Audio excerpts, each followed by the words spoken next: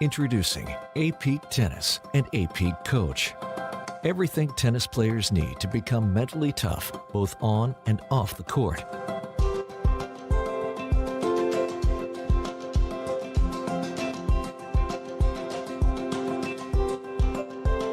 And everything coaches need to help players reach their full potential.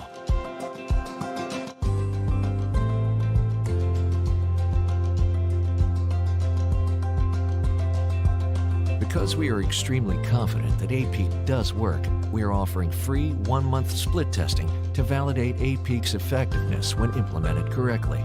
With split testing, we'll have half your players use A-Peak, while the other half does not. Then, we'll conduct pre- and post-testing to demonstrate A-Peak's value. To take advantage of this offer, email us at apeak@apeak.com.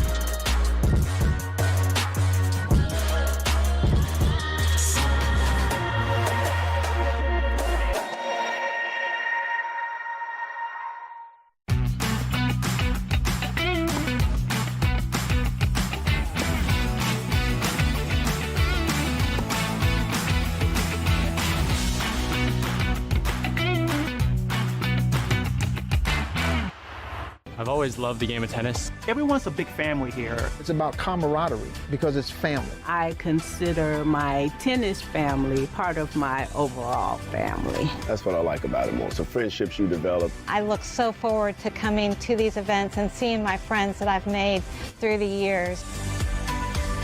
If you love the game, give back to the game. You become the calm in the storm. You can decide how much you want to work and how much you don't want to work. You never stop learning. Every time I work an event, I always learn something. It takes time, it takes experience. Find your niche. We need you, and I think you will find it very rewarding. Get out there, start trying to do it, and see if you like it.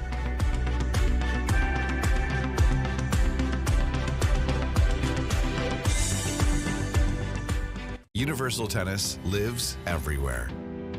Whether you're jumping back into the sport you love, Great, man. Thanks. finding an opponent who can keep you at peak performance, or pushing beyond your mental and physical limits to excel under pressure.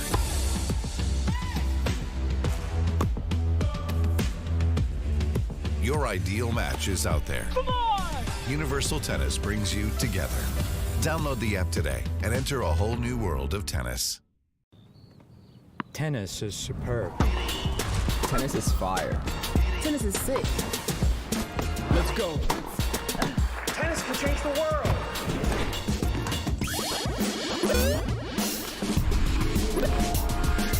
Come on. This is tennis too. Good morning. It's my first time. Not mine.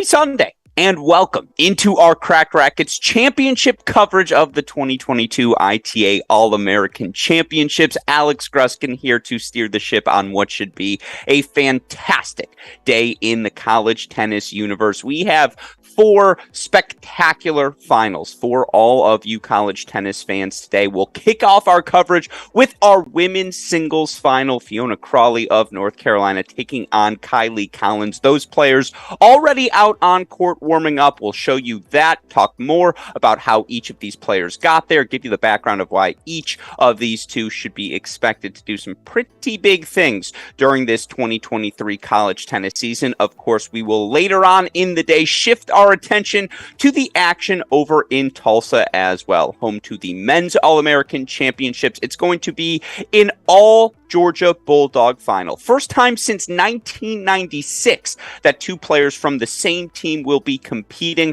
for the ITA All-American Championship. Of course, it'll be redshirt freshman Ethan Quinn, who has done so much winning across levels over the course of the past 12 months. He'll take on teammate Phil Henning here for the ITA All-American Championship. Of course, we've got 2 phenomenal doubles matches as well. On the women's side, we're going to name a first-time champion. Both Michigan, North Carolina State reaching their first ITA All-American women's doubles finals. We'll have that matchup coming for you as soon as our singles action in Cary concludes. Of course, on the men's side, it's going to be North Carolina taking on South Carolina. A little Carolina battle early in this season. You file that under things you love to see. And again, more than anything, we've just got a spectacular day of tennis for you. So we are immensely grateful. All of you took the time to tune in, spend your Sunday morning with us here on our Cracked Racquets YouTube channel. Of course, I would be remiss if I did not give a shout out to Tim Russell, Dave Mullins, Joe Gentry, the entire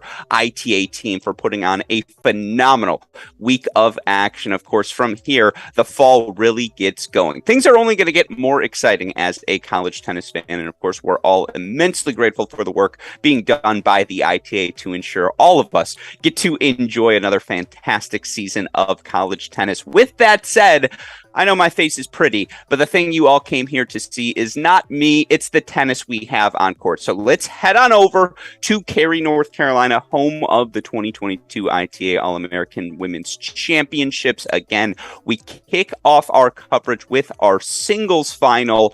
So let's head over to it. Let's get to the action on court as we see center court beautiful over in Cary. I will say personally, I've had the experience to compete on that center court. You obviously see some fans trickling in to the stadium as well. On the near side of your screen, we'll start our breakdown by talking about junior Fiona Crawley. It's got to be nice for the North Carolina Tar Heel to be competing in North Carolina this week. Everything just a little bit easier, right? When you get to sleep in your own bed, you get to warm up on your own practice courts. Of course, this Cary facility so often hosts the ACC championships as well. So this will be a place Fiona Crawley is all too comfortable competing at. Of course, Crawley has looked comfortable regardless of where she's competing throughout the course of her college tennis career. Fiona Crawley, exceptional for North Carolina through her first 2 seasons. She owns a 77-8 career singles record. Let me say that again, 77-8. Look out, Sarah Davitella. Look out, Haley Carter, Alexa Graham, McKenna Jones. Fiona Crawley is coming for all of those North Carolina records. A ridiculous 53-2 career record in dual matches. Of course, for Crawley to be competing in the bottom half of the lineup through her first 2 seasons in Chapel Hill speaks to the depth, the talent that has been built by head coach Brian Kalbis and this North Carolina program. But again, Crawley's been exceptional here this week. And of course, coming off of an NCAA singles semifinal last season, there were certainly going to be expectations for the rising junior, no matter what. She was unseeded at this event. And yet, the big result, for Crawley. Coming in the second round of action, she knocks out defending champ and top seed Sarah Hamner of South Carolina in the round of 16. You look for Crawley. Overall wins over Tulsa, South Carolina, the win over Mary Stoyana in the quarters, 3 sets. Stoyana, of course, for Texas A&M. And then yesterday looked very, very comfortable in a straight set 3-3 victory over teammate Carson Tangillig. Crawley did not drop serve in that match. Speaks to, again, the comfort level of this junior on these courts. And look at this scene. Beautiful Sunday morning in Cary, North Carolina. Sun just peeking out over those trees.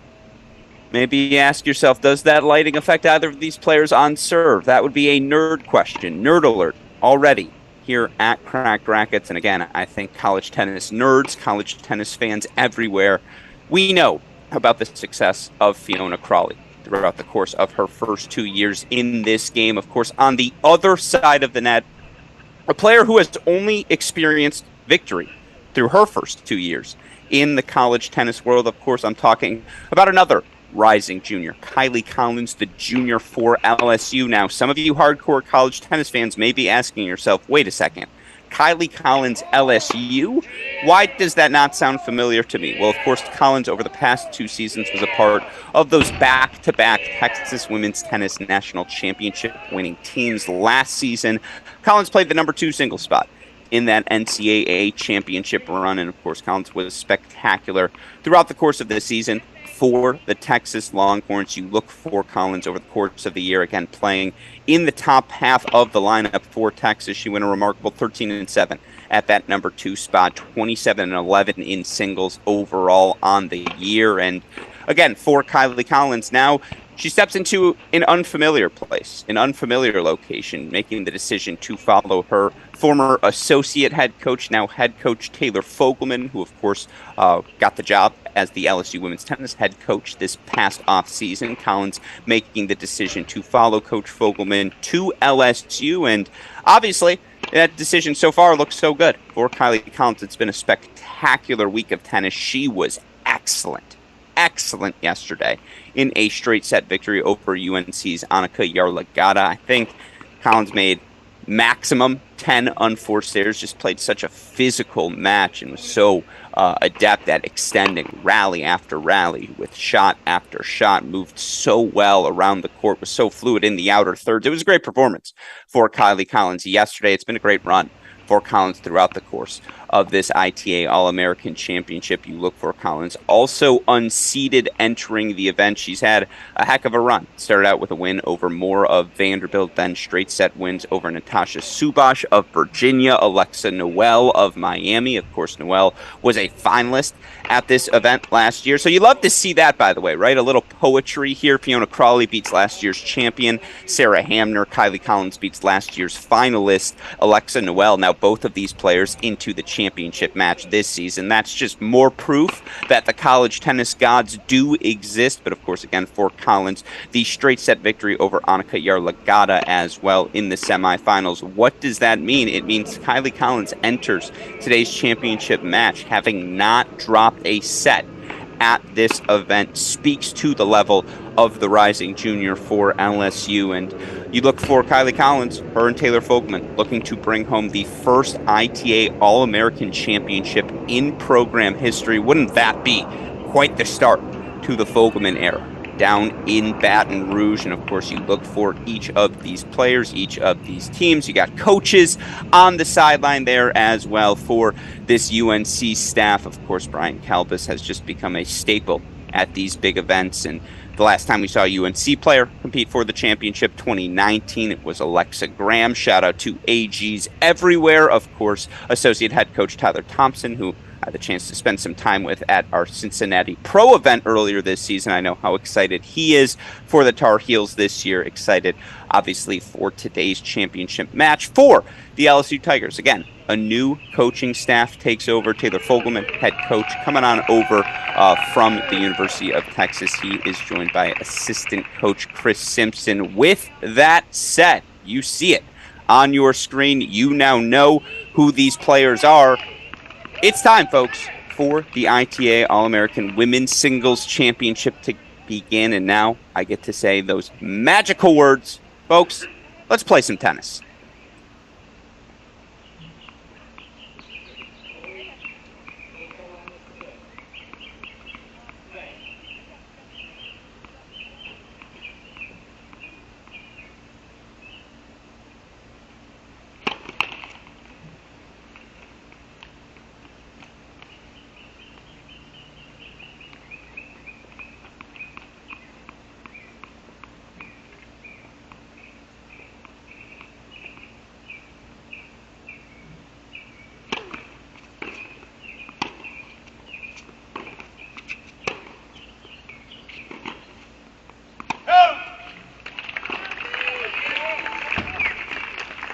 Forehand called long.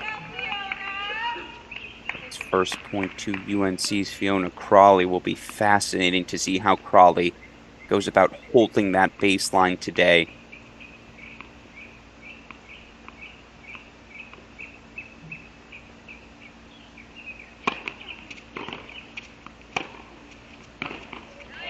That's what she wants to be doing.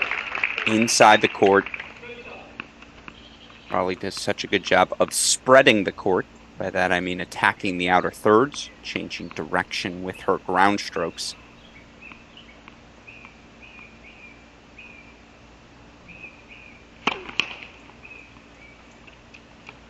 Crawley does such a good job of getting her full momentum behind every ball she hits.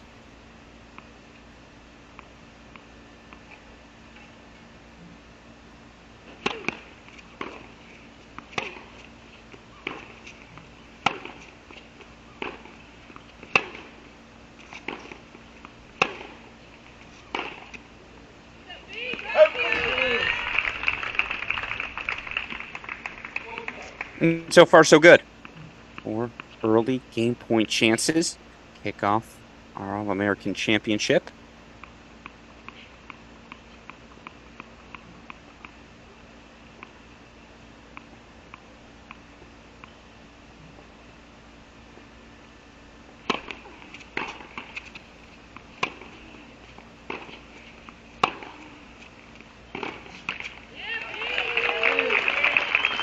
So it is Fiona Crawley opening up with a hold 4-1 love.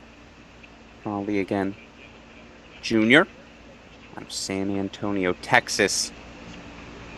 It's rocking and rolling to kick things off. Meanwhile, I want to show you some of the other action we've got going on right now across these ITA All-American Championships over at the Michael D. Case Tennis Center. Very fun matchup. JJ Tracy at times was maybe the single most valuable point in men's college tennis last season, the rising junior. Wow, we're going to say that a lot today. Tracy, Crawley, Collins, all rising juniors. Tracy into the final of the men's consolation here at the All-American Championships, where he's taking on one of the most compelling freshmen in the country, Nishesh Basvareddy. Been one of the top players in his recruiting class. Dare I say, since the boys' eights.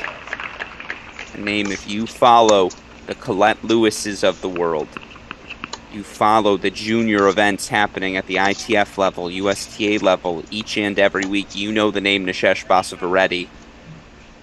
He misses that backhand there, but that Nishesh backhand in person, it is something else.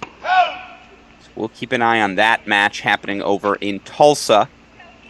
Again, you can follow all of these matches individually on the ITA website. Search. I mean, the easiest way is just Google ITA All-American Championships, but if you want to go directly there, wearecollegetennis.com.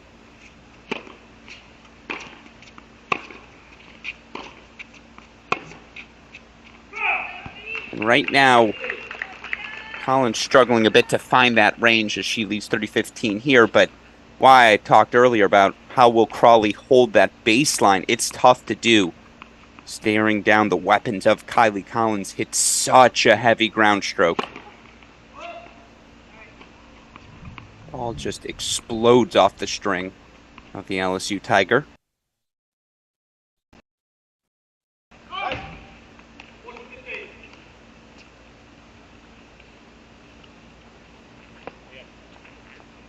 Maybe a little early jitters for each of these players. You can understand why.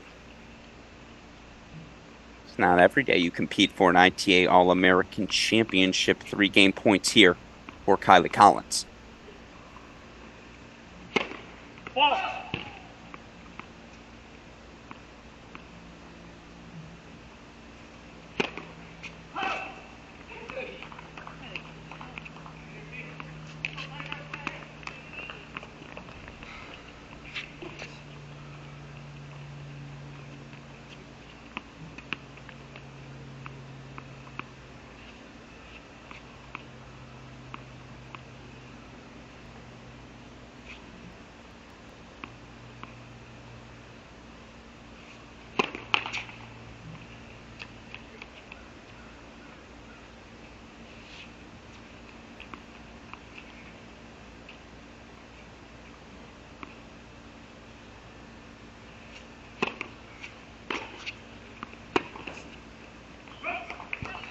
All right, it's an early deuce point. Of course, the deuce point, the deciding point.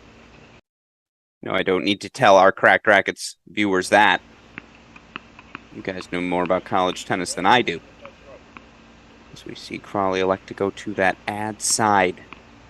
It's a game point chance, but also a break point chance.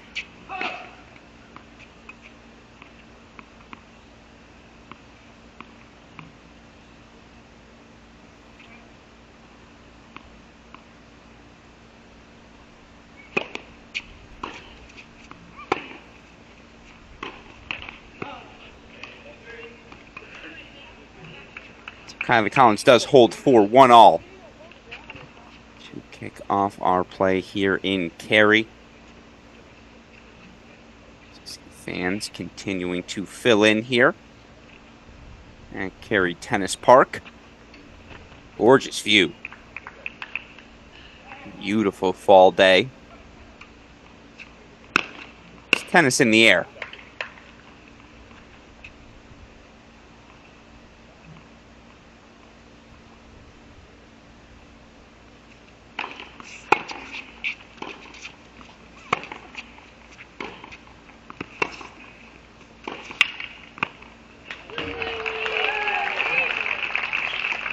Shot there by Crawley. Just touching that sideline. Of course, if you tuned in yesterday, you saw Annika Yarlagata, teammate of Fiona Crawley at UNC, really target that Kylie Collins forehand.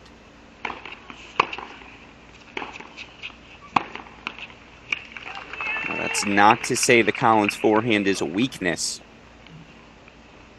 Collins has time to set her feet on that ball. Can absolutely rip a forehand through the court, but it is a slightly bigger backswing. And with Crawley's ability to take time away, take that ball early, perhaps she can just, again, coax an error or two out of that wing throughout this match. That said, a couple of backhands into the net. And it's 4-game point chances here for Fiona Crawley.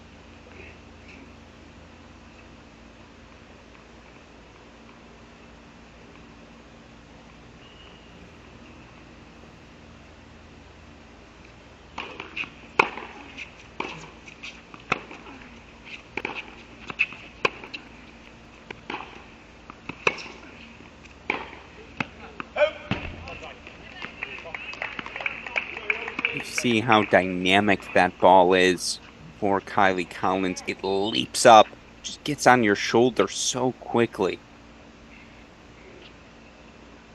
So, of course, for Crawley, will she still be able to time things as easily? Trying to take those balls on the short hop. Hold her positioning on the baseline. That's the question. Still 2 more game point chances for the North Carolina Rising Junior.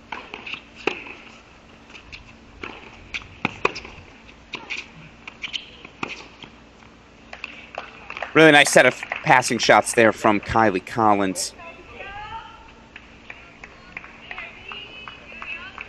Get that first one low at the feet.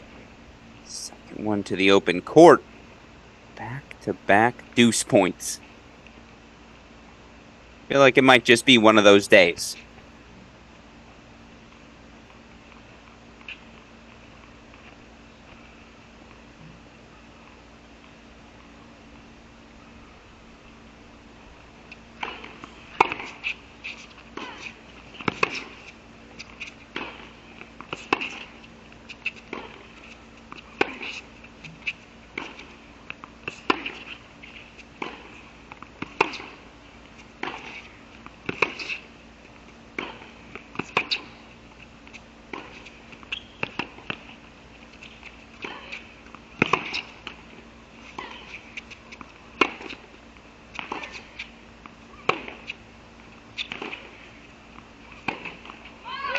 Yeah, I'm not sure these two hit the ball hard enough. Exceptional. Deuce point goes the way of Fiona Crawley. So 2-1 on serve in our women's singles All-American final. Of course, again, we're monitoring a couple of matches here this morning. JJ Tracy on serve 1-all with freshman Nishesh Basvaretti. Again, Tracy, junior for Ohio State. Basvaretti starting his freshman season at Stanford.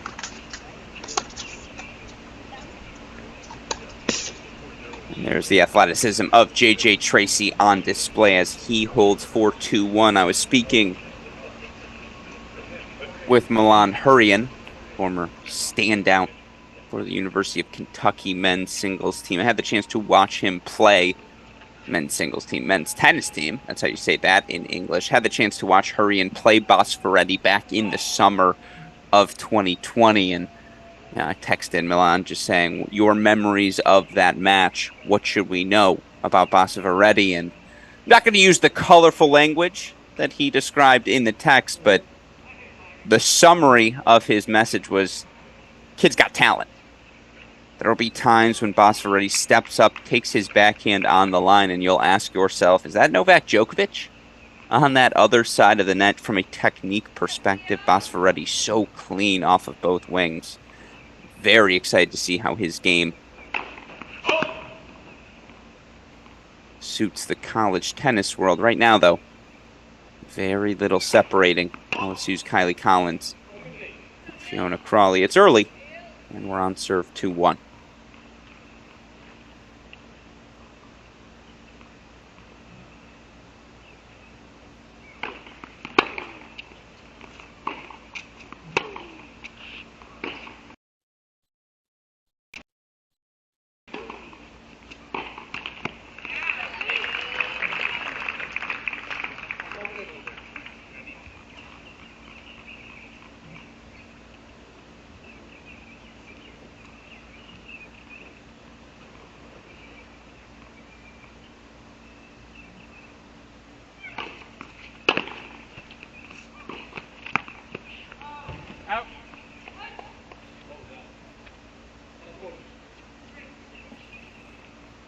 Things definitely a little shaky here early from Collins. I think I've seen more unforced errors today than I did all of yesterday.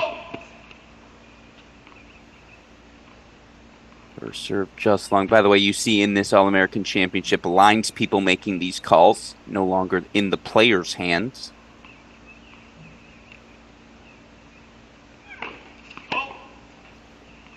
It's tough. A little bit of a blink there from Kylie Collins. So first blood drawn by Fiona Crawley. Of course, these two players, both rising juniors, both very friendly with one another as well. And I want to thank Ingrid Crawley for providing this photo here today. You see Fiona Crawley on the left, Kylie Collins on the right. Plenty of love shared between these two rising juniors who were both blue chips. I think anyone who's been on the tennis grind knows you just get used to seeing the same people.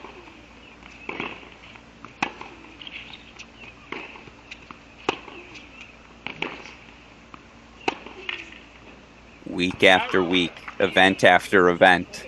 You're at the Clay Court Championships. Then you're competing at the girls' 16s and 18s national championships in San Diego. You're on the ITF circuit grind together.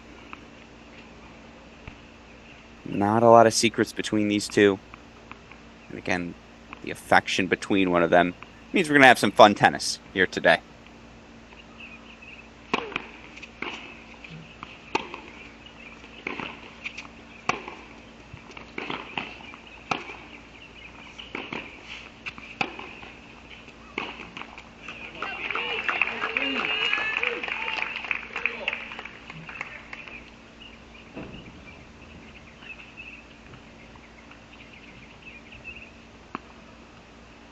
I want to point to the comment here from James Dack. And again, thank you to all of you who have participated in this All-American Championship with us. I agree. These two tennis very well.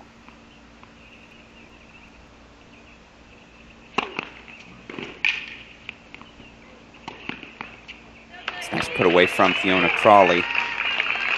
She's been a little bit better from the center of the court. I feel like Collins has looked really good when on the run. And sometimes when you're on the run, you're just thinking less. It has to be a little bit more instinctual. It's when Collins has had time to set her feet. Maybe a little overthinking, as that's when the errors have piled up so far.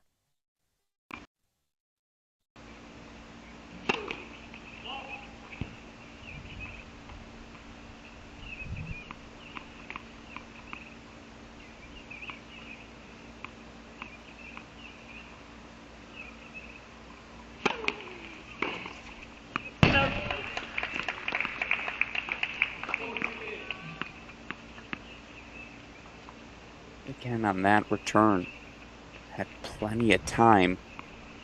Just goes a little long. So it's 3 game point chances for the Tar Heel.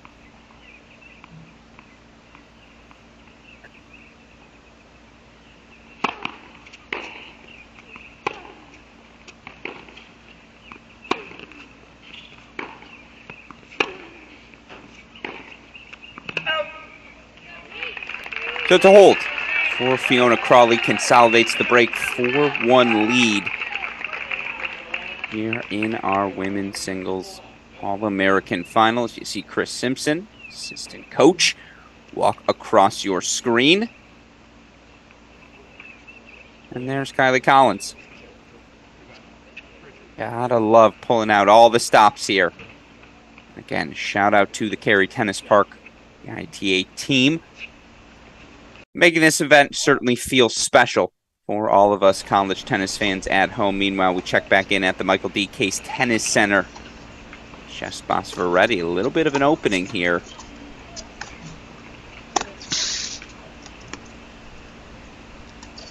But how about that from J.J. Tracy? For the first time today, I get to say it, Westhoff cut the clip. Excellent instincts at the net. And for Tracy, you look long-term, as we've seen so many different players make a successful transition of late from college to the pros. Of course, you can find all players with college ties. You want to know what their pro rankings are, go to collegetennisranks.com. My dear friend Chris Halioris, constantly updating the men's, women's, singles, doubles rankings. At one point, I know there were 34 top 100 doubles players on the men's side who all played college tennis. Who's going to be that next player to make that successful transition? That's what we're trying to learn here. Right now, Kylie Collins, 1-4 in set 1.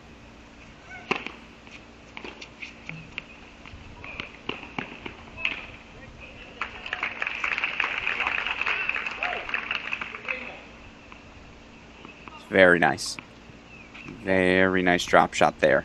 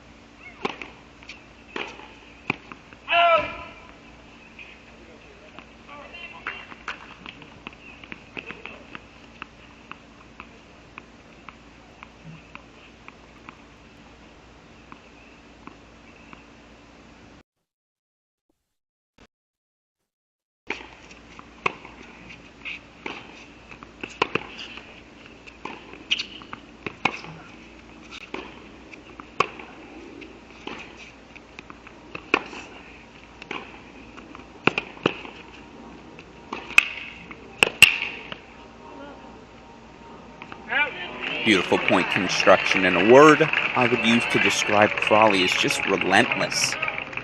You saw it on that point. To evoke the great Ariana Grande, as Collins going side to side.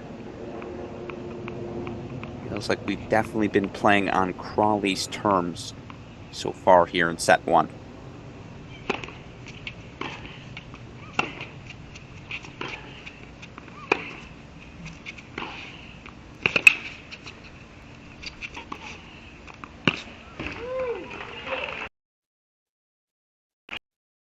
Great stretch from Collins to extend that point, but Crawley just connecting so perfectly from the center of the court. In rhythm is the Carolina junior so far.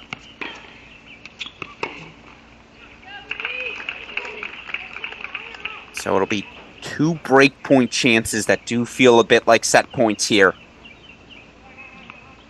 And for Collins, just a few too many first ball errors.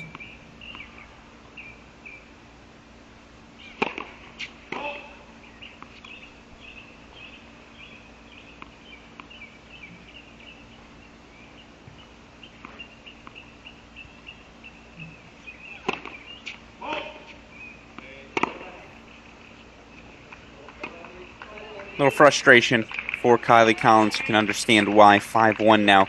Crawley 1 game away from taking this opening set. And again, Alex Gruskin here on a beautiful Sunday morning. Broadcasting the action from Cary, North Carolina. Fresh air, green trees. Fantastic tennis.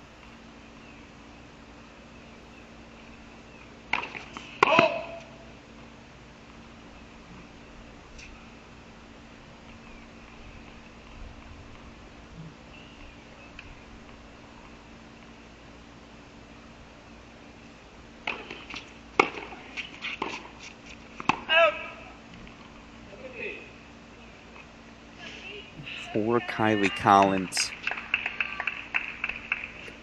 how do you change the dynamic here? You want to be a little bit more aggressive with that first strike to, again, hit Crawley off her spots, but first strike just not quite landing right now.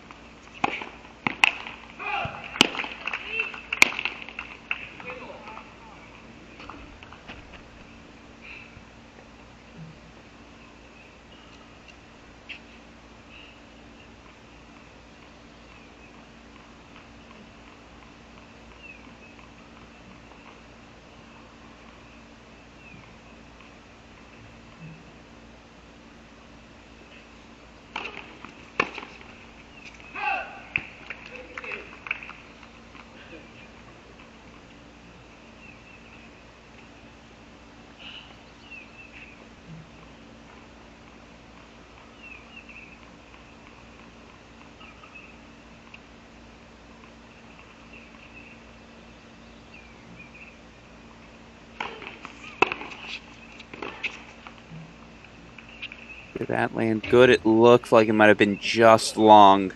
No, it does land good.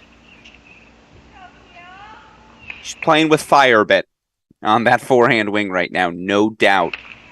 And Kylie Collins always plays with fire on that forehand wing. That's the sort of ball, and we've seen that ball twice in this game, that can just hit Crawley off her spot.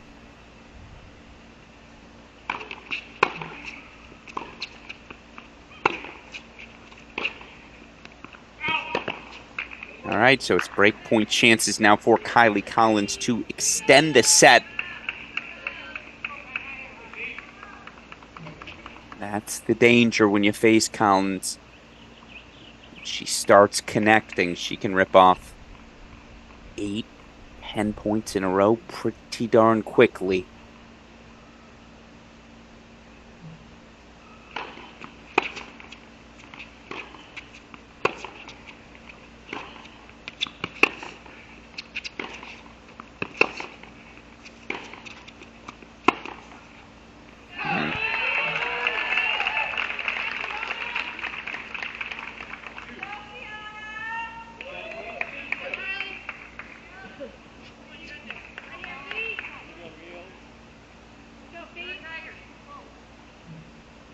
Let's see what side she goes to. Last time we played the ad, Kylie Collins back to the ad side for the deuce point.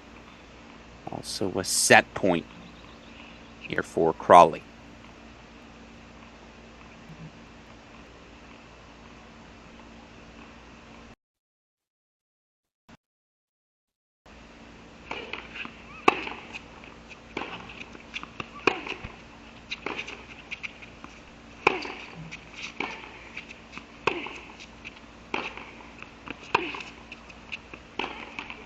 All right. A little bit better there from Kylie Collins. She breaks to extend the set. Still's going to have to do some work. She trails 2-5.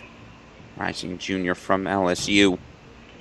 Trying to become the first player in program history to capture the ITA All-American singles title. And with that in mind, let's bring up the past champions. Super producer Daniel Westoff of this ITA All-American Championship. Yes, we're still keeping our eye on that match in Tulsa. Nishesh Basfaretti, JJ Tracy doing battle. But here's our championship matchup between Collins and Crawley. Here are some of the past winners of this event. Of course, you see a North Carolina Tar Heel on there, 2013. Shout out to my friend Jamie Loeb. Of course, had another Tar Heel compete for the title in 2019. Ashley Leahy of Pepperdine knocking off Alexa Graham of UNC. This is the first time an LSU Tiger has reached the final. Obviously would be a first title in program history, but certainly a step in the right direction no matter what. Of course, for what it's worth, I mentioned on the men's side, we've got 2 Georgia Bulldogs competing for the title today. The last time we had 2 teammates compete for the singles title more broadly, 2014, Robin Anderson defeating teammate Chanel Van Wyn of UCLA in that final. So it's happened before, handful of times on the men's and women's side. And certainly we're excited for that match to kick off at the top of the hour. And we'll go split screen more frequently as soon as it does. Right now, though, let's lock in here. Kylie Collins, a little bit of momentum. Still down a break 2-5 here in set 1. Alex Gruskin here steering the ship as our Cracked Racquets coverage concludes here on Championship Sunday.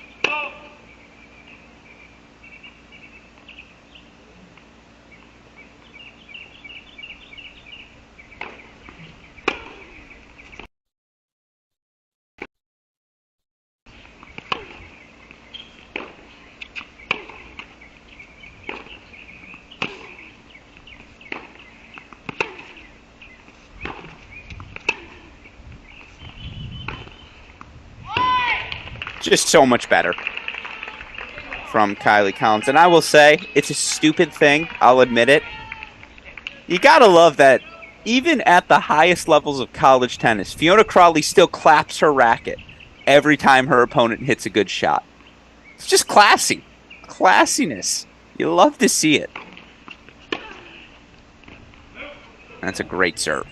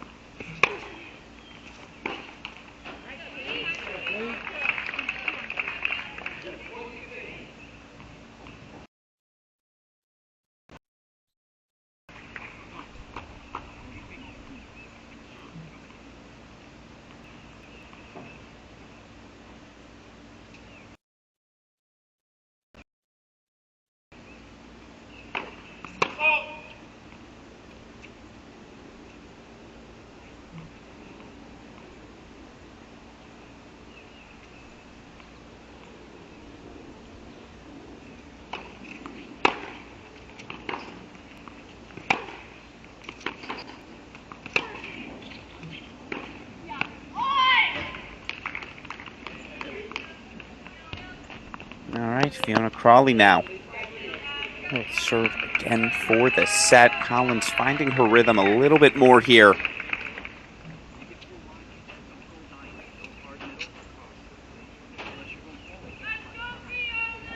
See Coach Brian Kalbus, a few words.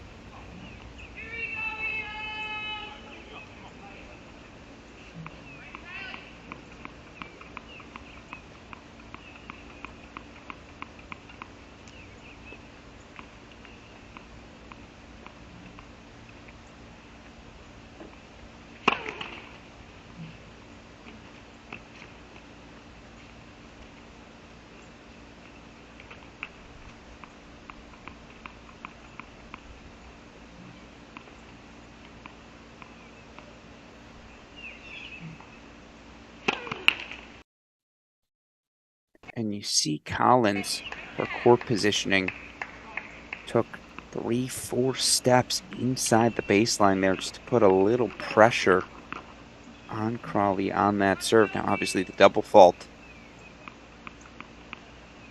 helps no matter what, but that's an interesting tactical adjustment there.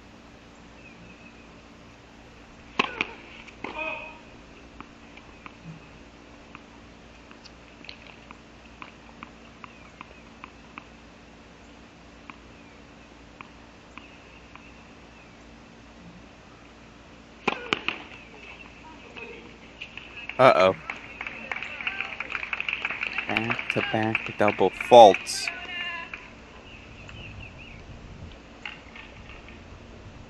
That's what makes this game so beautiful, right? You can do all this work,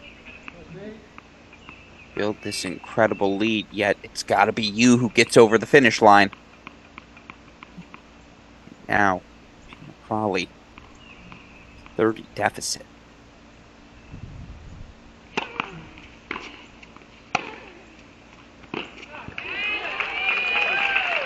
Gutsy. Just off the sideline. Go for that ball down love 30. That's how you get into these winning positions. Boldness rewarded. Fiona Crawley.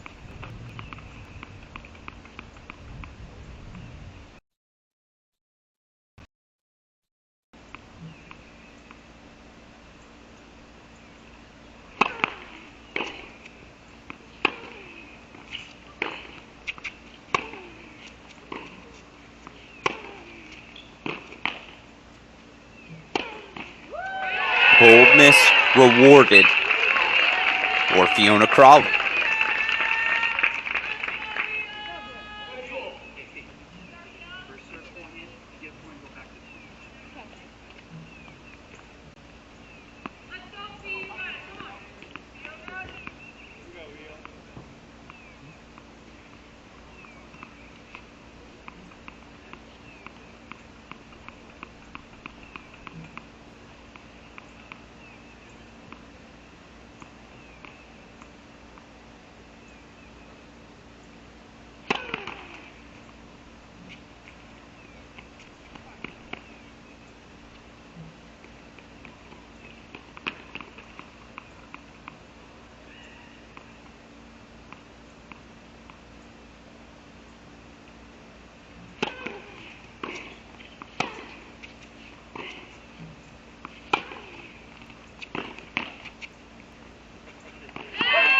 Can't emphasize how difficult that on the rise backhand is. Have to time it perfectly if you want to create that sort of angle. Crawley manages to do just that from love 30. She's now got 2 set points.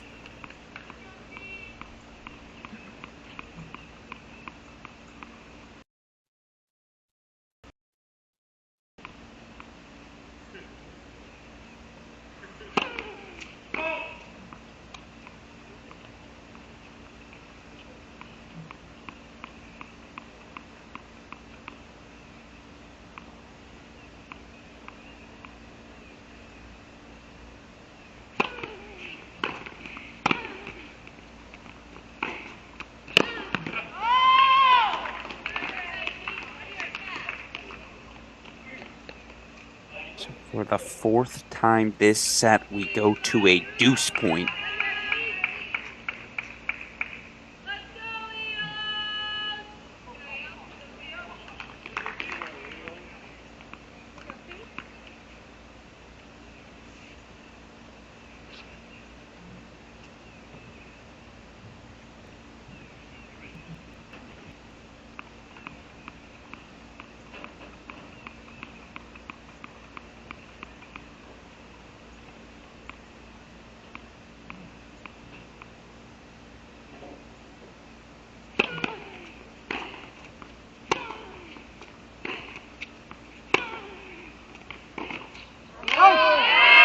Fantastic set of tennis from Fiona Crawley. 6-3. Opener goes to the junior for North Carolina. And again, tight margins defining that opening set. Credit to Crawley. I believe she takes 3 out of the 4 deuce points, defends her serve on all 3 deuce points that she faced. However, moving forward, Collins has had her opportunity. She started to rein things in clearly at the end of that set. So you see Fiona Crawley off on this set changeover. That gives us some time to reset. Alex Gruskin here, steering the ship on Championship Sunday for these ITA All-American Championships. We appreciate all of you who've taken the time to tune in throughout the course of the week. I got to give some credit to my dear friend Mark Bay, the coach, filled in as broadcaster for our first 2 days of this event. Shout out, of course, to super producer Daniel Westoff on the 1s and 2s. Helps make all of our coverage possible. And, of course, we're not only monitoring the action here in Cary today. Let's go over to Tulsa as well. We can go full screen for a bit there in Tulsa. JJ Tracy, Nishesh Basvareddy currently doing battle in that Consolation final. 6-3 first set to Basvareddy. All right, you have the tennis world's attention. As, of course,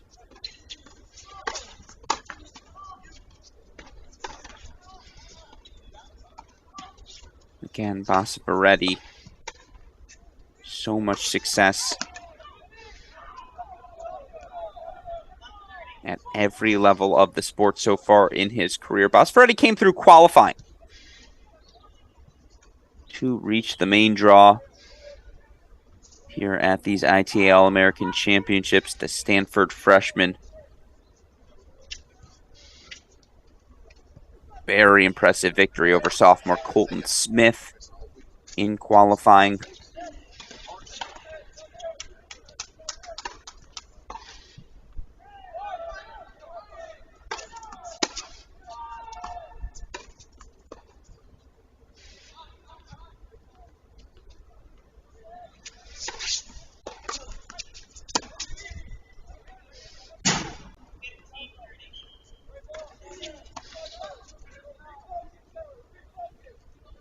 Basvareddy knocked out in 3 sets by quarterfinalist Garrett Johns of Duke. Of course, on the flip side, JJ Tracy, your 7th seed, knocked out 7-6, 6-1 in the opening round by Toby Samuel, Jr. for South Carolina. Of course, Samuel going to be competing in our men's doubles final later on today as he and teammate Connor Thompson looking to become the first South Carolina team to capture that ITA All-American Doubles Championship. Meanwhile, left side of your screen, our men's doubles consolation final. Finn Bass partnering with Juan Pablo Mazzucci.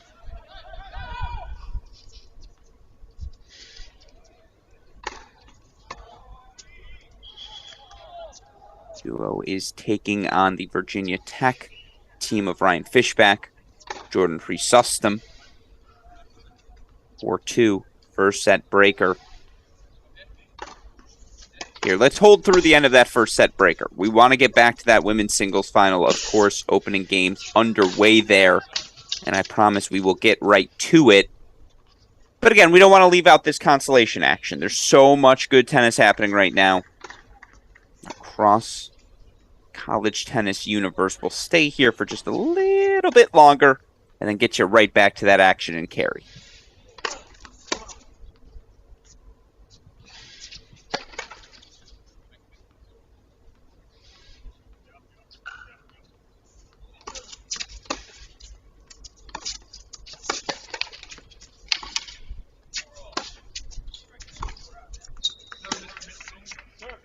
All right, deuce point for Tracy Bosvaretti.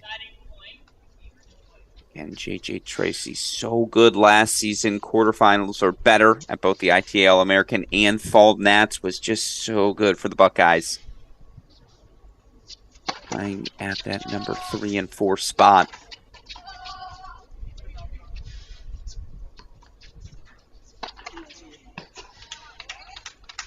Pitch back entry system, continuing to maintain their aggressive posture. Apologies, not exactly sure what the score is in the breaker there. I can tell you this, it's not 6-all at out. So we'll have to use our eyes to follow that one a little bit closer. Meanwhile, Bosvaretti holds that deuce. Serve into that Tracy forehand. Always a daring proposition. But again, tennis rewards the bold. So 6-3-1 love for the freshman. Meanwhile, how about this? Early breakpoint chances for Fiona Crawley, I believe, in our opening service game of set 2.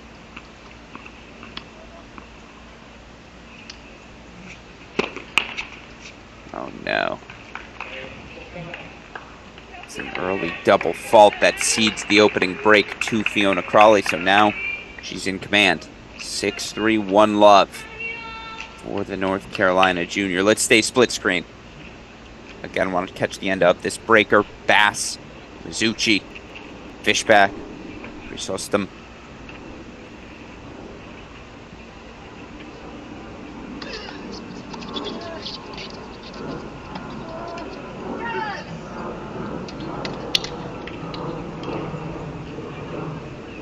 So is that the mini break? This may just be a set point here coming up for Virginia Tech.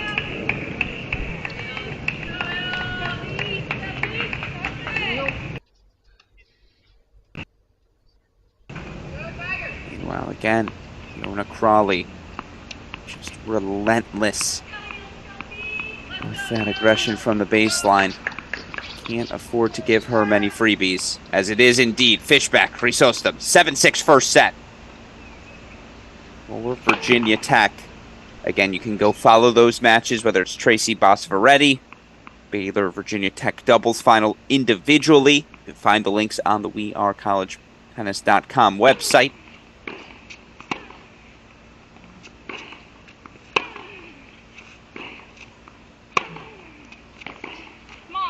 The length of those Crawley ground strokes, the depth, the ability to find the outer thirds. And again, looking at this Carolina team, you can make a case Crawley could play number 4 singles again. I know that's crazy to say, but Elizabeth Scotty, Abby Forbes, Riley Tran, Reese Brantmeyer, Annika Yarlagata.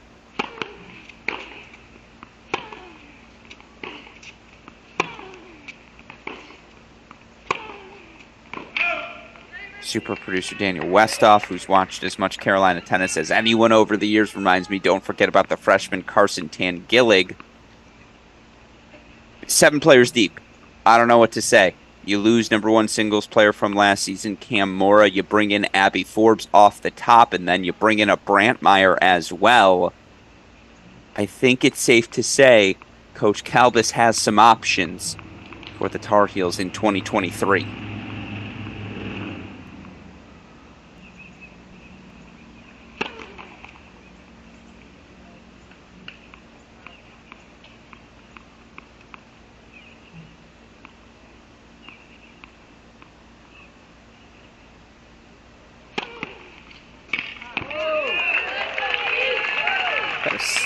Yeah, that lands good. Crawley in rhythm now. The ace wide. That's her first of the match.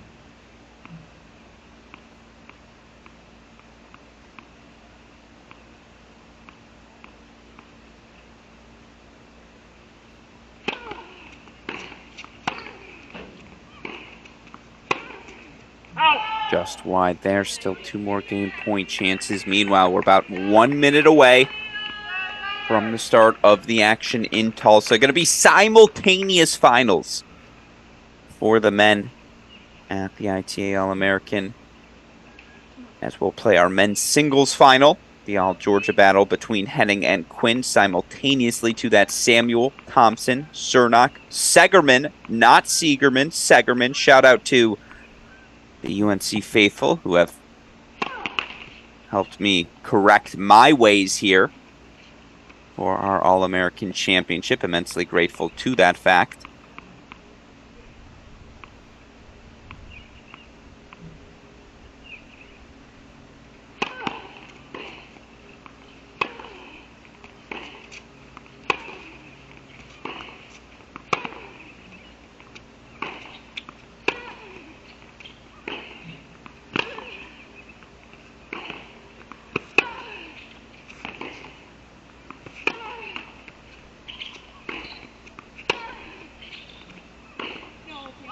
That's pro tennis.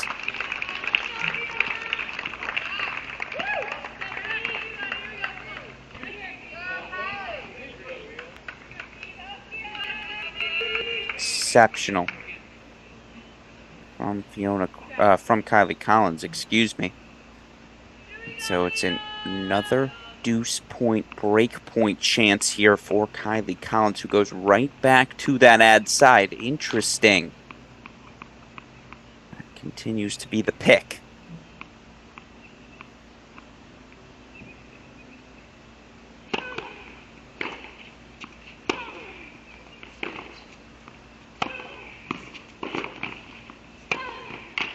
So good. Relentless line drive power from Fiona Crawley. Another deuce point hold for 2 love. And Alex Gruskin here, a beautiful Sunday morning at the Cary Tennis Park. 11 a.m. Eastern Time over there in North Carolina. And to those of you joining us, good morning. Of course, we'll have coverage of the Men's All-American Championships in Tulsa as soon as that action gets underway.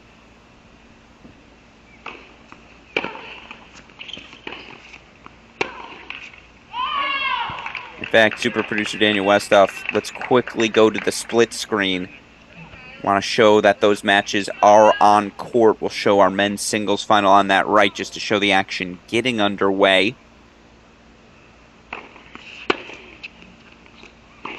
That's a very nice start for Kylie Collins as she tries to right the ship here in set 2. 2 quick points available. You see on the left side of your screen, Crawley Collins. On the right side, think about some of the meteoric rises. Oh, what a serve from Kylie Collins we've seen over the past few years in the college tennis world. Certainly Ben Shelton last season set the gold standard on the men's side, right? He wins a futures title in Champaign, wins the ITA All-American, goes on to win the NCAA Singles Championship. Now very much on his way as Collins plays her best service game. 3 unreturned serves and a +1 winner. Yeah. Good stuff from Kylie Collins to hold 4-1-2, steady the ship a bit in that women's singles final. But, again, you think about that Ben Shelton meteoric rise, you could say a lot of similar things about redshirt freshman Ethan Quinn, the Georgia Bulldog. Multiple ITF singles titles at the pro level over the course of the past 6 months. And, I mean, Quinn has looked so good this week at these ITA All-American Championships. Of course, Quinn unseeded, was one of the top newcomers in college tennis entering the event, and yet you look for Ethan Quinn in his run to the finals. Straight set wins over Hunter Heck of Illinois, Daniel DeJong of Pepperdine. Then, only set he's dropped was worth a fellow top newcomer, Antoine Cornot-Chauvink of Florida State. 3-set battle between the two of them, who I'm telling you, college tennis fans, get to know those names well, of course. Quinn then straight set wins over Ryan Segerman of UNC. Elliot Spizzirri yesterday beat the Texas 4th year 5-1. And so, again, Quinn playing some exceptional tennis here to kick off his college tennis career. Of course, he'll take on teammate and fifth-year Phil Henning. Henning, excellent day of tennis yesterday. A win over Texas third-year Micah Braswell in straight sets. Then a come-from-behind 3-set win over Max Basing of Stanford. Again, first time since 1996. We've had two men's teammates compete for the men's singles title. As soon as that action gets underway, we'll have it for you here at Crack Rackets. Meanwhile, again, Crawley, 2-1 lead, setting a break over in Cary. You saw it on your screen, by the way, men's doubles getting started as well. So expect a lot of this. Going to be working this split screen here as we want to show you all of the action happening at these All-American Championships.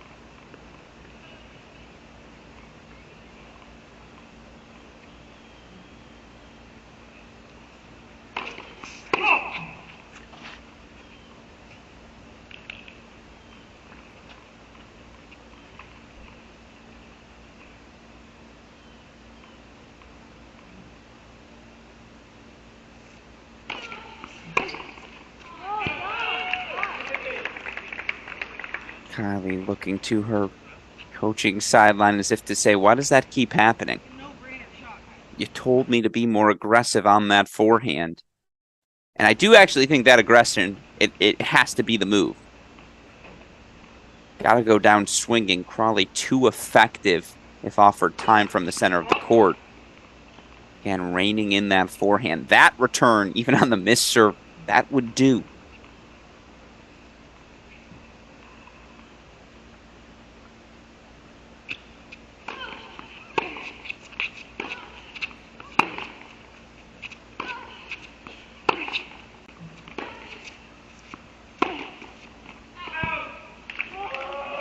All right, just long again on the forehand. You can see the frustration evident on Colin's face. I will say, glass half full here, as always, at Cracked Rackets. For what it's worth, that's the right miss. It's the ball she's got to go for. It's just not landing here today, thus the frustration. You can understand it. 3 game point chances here for Crawley. Steady Eddie as always so far today. See, that's the shot. That's the return she's looking for. And that didn't feel like it was the 110% ball. That felt like a 3/4 pace. I really think with Collins, how explosive she is, 3/4 pace is the answer. It doesn't always have to be Mach 5.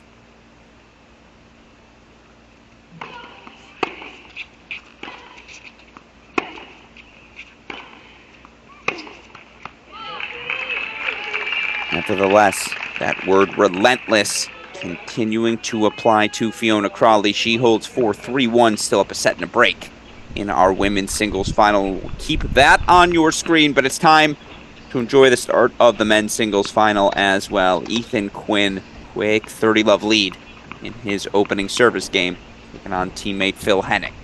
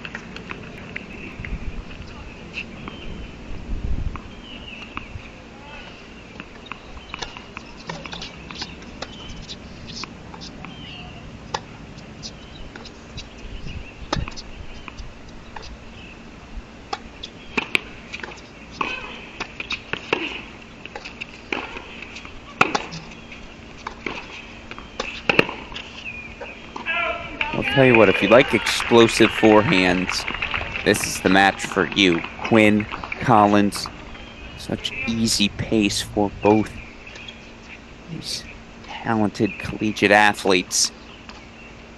I always say the best comparison for Ethan Quinn in game style. I see shades of Jack Sock. He's just got one of those shoulders. Can generate pace on the serve, the forehand with such ease. Likes to move forward as well. Now again, I take that with a grain of salt, of course. Jack Sock, one of those generational quick twitch guys, but speaks to the upside of Ethan Quinn, why he's had the success he has. That said, going to have to play his best, as Phil Henning will ask every question of you. Deuce point on the right, and dare I say, break points that almost feel like match points for Fiona Crawley and Cary.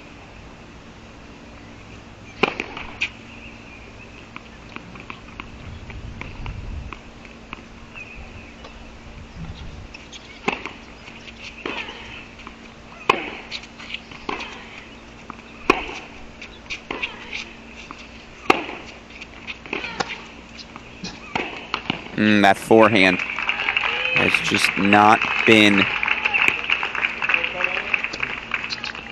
where it needs to be for Kylie Collins today, and that's a credit to Fiona Crawley. Just relentless. I'm going to keep using that word. You know what you're going to get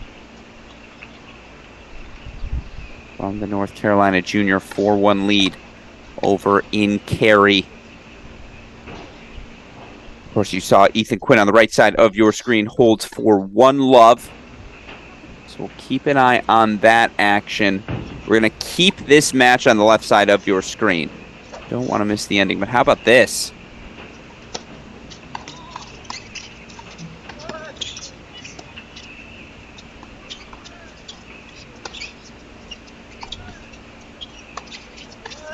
Opening break for Samuel and Thompson. Ryan Segerman broken in his opening service game. And Segerman coming over from Princeton, one of a couple of players joining North Carolina for the final season that were former Tigers. Of course, Segerman partnered with Brian Cernock. Haven't gotten to know Brian Cernock, you have not been watching college tennis over the past few seasons. Was instrumental in North Carolina, capturing the 2021 National Indoor Championships. Cernock, an All-American, partnering with Will Blumberg back in 2021. Last year, there's a plethora of players as North Carolina mixed around their lineup due to various injuries throughout the season. Of course, that's half the fun of college tennis, right? On the flip side, a couple of juniors, Toby Samuel, Connor Thompson, were so good yesterday, in command from the start, as the South Carolina duo knocked out Texas's Elliot Spizzirri, defending NCAA doubles champion Cleve Harper.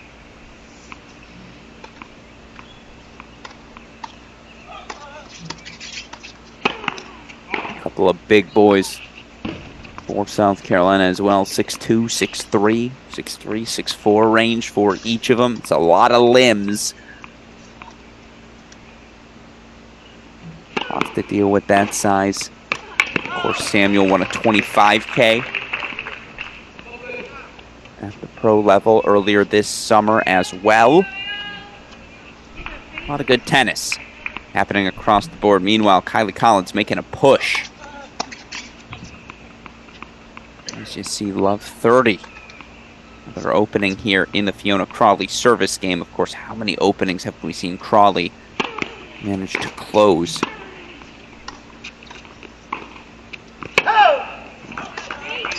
That forehand sailed on her. Yep. Thompson Samuel in command. They consolidate for a 3-love lead. Again, the duo looking to become the first South Carolina Gamecocks to capture an All-American Championship title. Gotta love the double box action. Again, appreciate our friends at the ITA allowing us to experiment with this format. much action happening everywhere. Tough to follow it all. Hopefully we've done a good job of consolidating everything for all of you this week. Of course, let us know in the comments any things you'd like to see. Crawley facing 3 break point chances. Up a double break. Far from the finish line.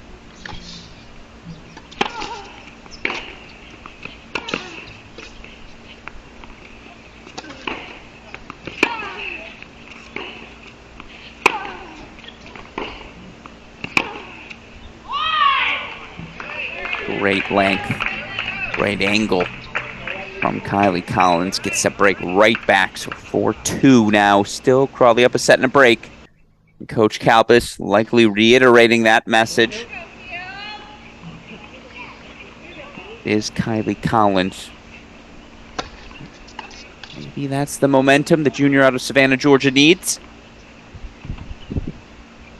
2-4 there. Meanwhile, Ethan Quinn gonna Ethan Quinn, folks. 3 break point chances for the redshirt freshman.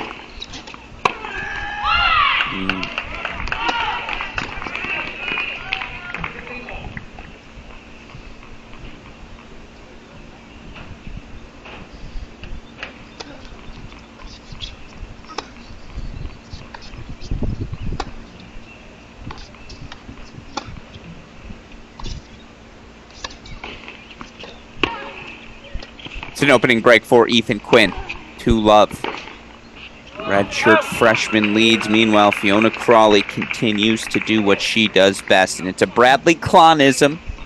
Had the chance to work with the former NCAA singles champion a bit this summer. He always calls it spreading the court. Finding those outer thirds. That ability to change direction. Prevent your opponent from hitting with their feet set in the center. Crawley does that as well as anyone in the women's game. She does it with pace as well. She's, again, I'm going to use that word, relentless too. No mental hiccup. Yes, she gets broken right back on that baseline though. Another opening for her in a Collins service game.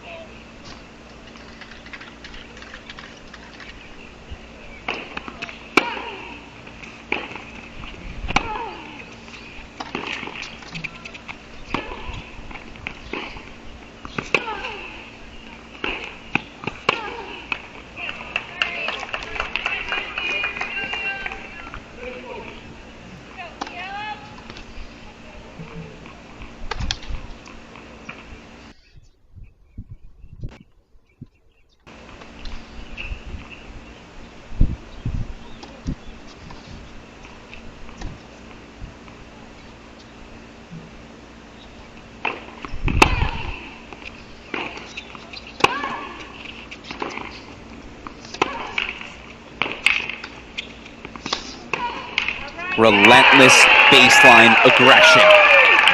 Fiona Crawley, 1 game away from the ITA All-American Women's Singles title. Meanwhile, Phil Henning, how about that touch? 5th year out of South Africa saying, I can volley too. Don't forget about the All-American, who of course, exceptional year at the number 2 spot. For a Georgia team that is certainly going to look to bounce back. Georgia knocked out in the round of 32 by Florida State in last year's NCAA tournament. Florida State played great, but anyone who follows college tennis knows that is not the standard. Georgia men's tennis holds themselves to. You kidding with that half volley?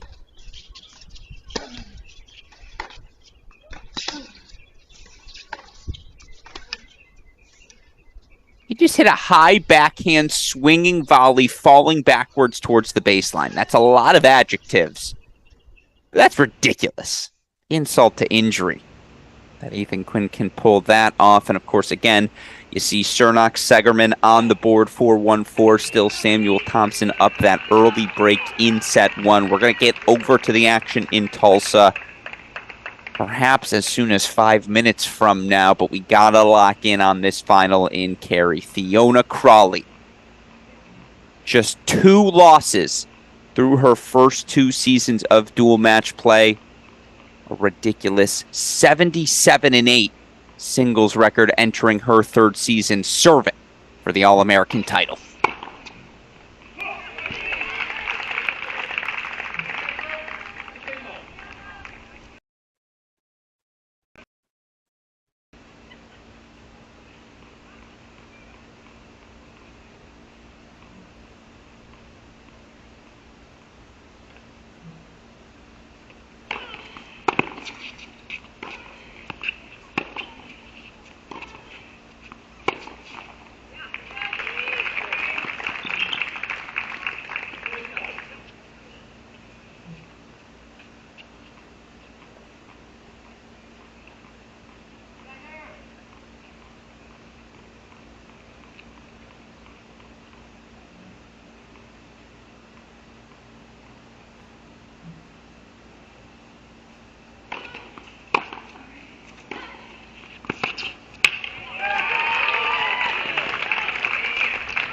Championship points for Fiona Crawley.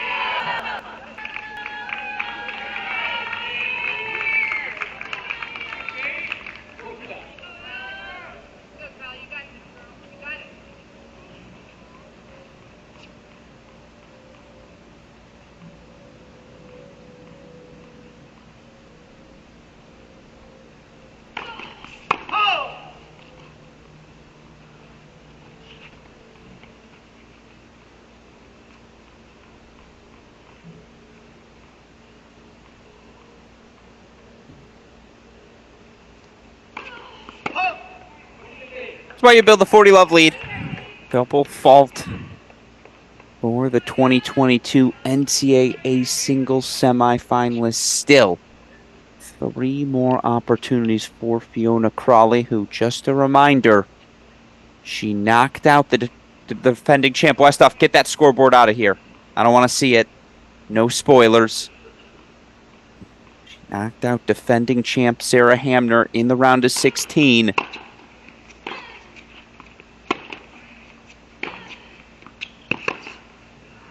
And now she's the champ.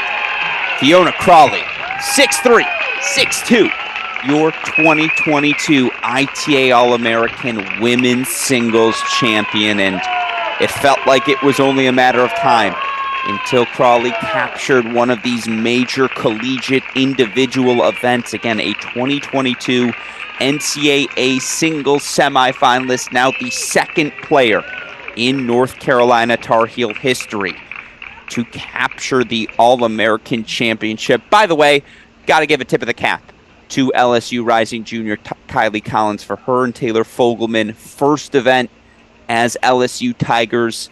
They knock out last year's finalist Alexa Noel. Kylie Collins hadn't dropped the set on her way to this final.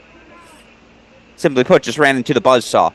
That is Fiona Crawley. What a moment for the rising junior. Just another reminder to the college tennis world, dare we say, does the 2023 NCAA championship run through Chapel Hill? I don't know if the answer is yes, but I can't say for certain the answer is no either. Fiona Crawley, exclamation mark for what has been, again, an exceptional tournament for the North Carolina Tar Heels. 3 semifinalists in singles, first time that's happened in program, in All-American history. And it's the rising junior Fiona Crawley bringing a title back home to Chapel Hill. Meanwhile, now we get to shift gears. Of course, we'll have your ITA All-American Women's Doubles Championship coming up in a little bit. Trophy ceremony going on in Cary. They got to warm up as well. Jaden Brown, Kari Miller taking on Nell Miller, Amelia Rajecki. And just one final note before we lock in on this ITA All-American men's action in Tulsa. Have to give a massive shout out to our friends at the USTA. Because of the strength and depth of the ITA All-American events and the USTA's understanding that college tennis is a pathway to professional tennis, here is some breaking news for all of you on the stream. And again, thank you for joining us. Alex Gruskin here. Happy to say the USTA will be providing both Fiona Crawley and Kylie Collins with wild cards into professional events in the coming months. Again, you can understand why. Just look at some of the players who have had success at this ITA All-American Championship, what they're going on to do in that top 250 range in the women's singles rankings. Of course, on the men's side, Ben Shelton, JJ Wolf, both very much on their way. Wolf already in the top 100. Nuno Borges, former finalist, he is currently in the top 100. You've got guys like Yannick Hanifman, been a top 100 player. Will Blumberg, top 100 doubles player. We've seen so much success from these college tennis players transitioning to the pro tennis world that the USTA is ready to put their money where their mouth is, offering these wild cards to college tennis. They understand this is a pathway to the pros, and they want to help facilitate that the best that they can. We cannot thank them enough for that fact. And I swear I'll shut up and enjoy the action momentarily. But the USTA is providing a wild card into a 25K ITF tournament to the ITA All-American Singles and Doubles Champions, and a wild card into a 15K ITF event to the singles finalists. So we're going to get to see Crawley Collins not only compete during the 2023 college tennis season, we're going to get to see them go compete on the pro tour right now as well. Shout out to the USTA for their support. Shout out to college tennis as a pathway to the pros. With that said, let's lock in, enjoy ourselves some action. Cernak serving to stay alive in set number one.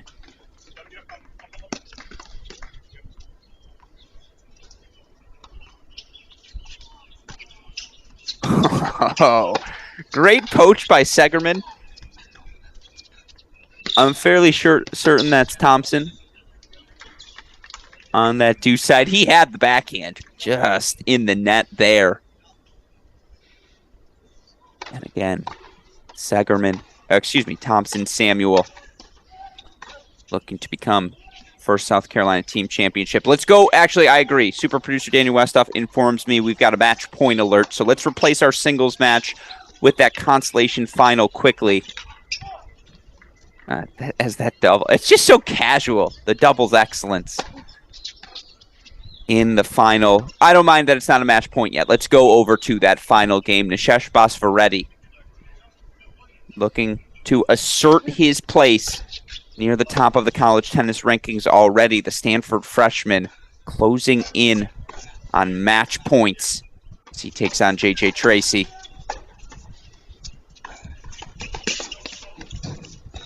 And there it is. Little flick of the wrist that has me saying Westoff cut the clip. Match points for the Stanford freshman.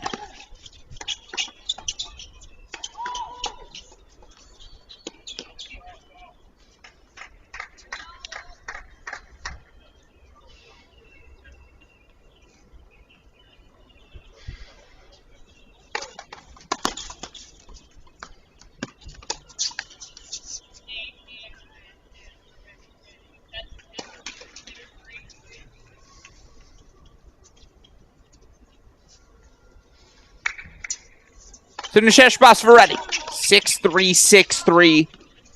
College tennis world, take note of what's going on in Palo Alto.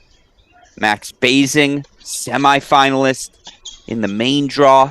Nishesh Basvareddy, the freshman, your ITA All-American Consolation champion, 6'3", 6'3", over J.J. Tracy. So let's get now to our men's finals. And again, Alex Gruskin here. Steering the ship of our Cracked Racquets coverage. It's an all-Georgia final. First all-men's singles final from one team since 1996. Then it was SEC's Mississippi State.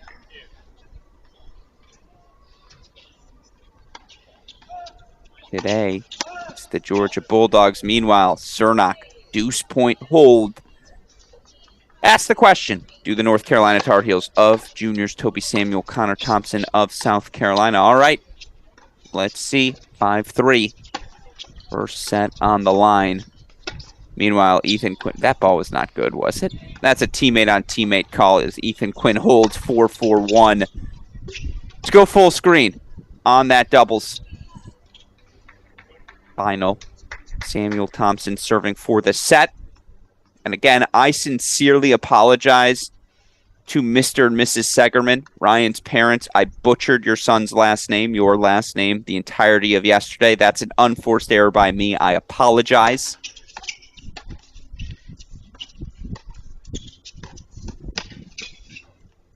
Oh, no. It's Ryan just too much on that backhand. It goes wide. Of course, this South Carolina tennis team has been one of the rising men's programs over the past half-decade. Paul Jubb, 2019 NCAA singles champion. Daniel Rodriguez, a finalist in 2021. Of course, last year this team was top 10 for pretty much the entire season.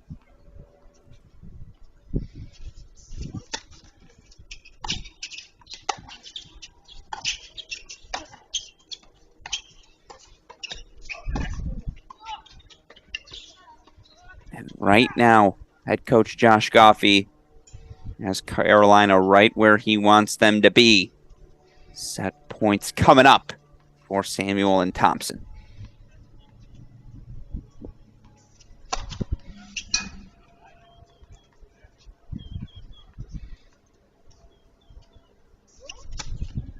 It's the first set, 6-3. Very clean. One break of serve. You get the opening break. You ride it out from there. South Carolina halfway to a first All-American men's doubles title. This is such a fascinating coaching battle as well. Two of the best minds we have in college tennis. Josh Goffey, head coach for South Carolina. And of course, no disrespect to Sam Paul, head coach for North Carolina, but you see there out on court Tripp Phillips, former U.S. Open doubles semifinalist, standout player during his time in college as well. You talk X's and O's with Goffey or Tripp, you're just going to come out of that session smarter. So it's going to be interesting to see what tactical wrinkles are employed. Meanwhile, I like this move. Super producer Daniel Westoff. 2-1 lead right now. Baylor. Third set breaker to decide our men's doubles consolation final. Again, it's Fishback, Chrysostom taking on the duo of Bass and Mizuchi.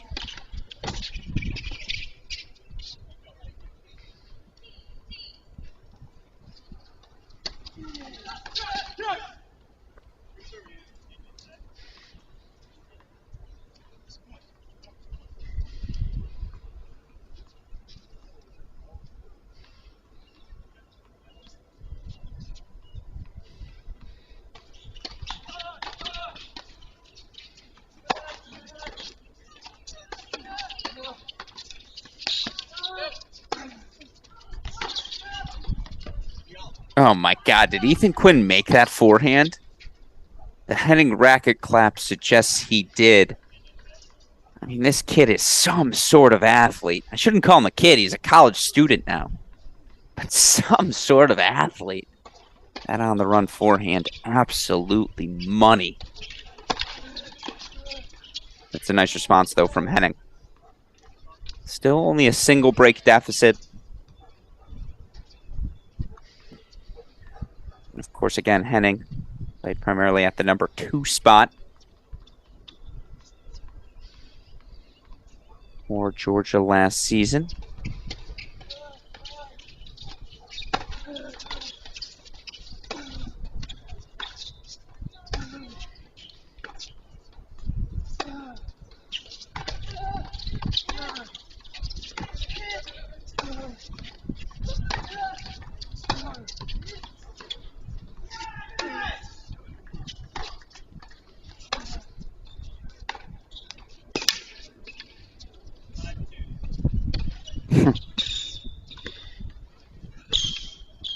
ridiculous.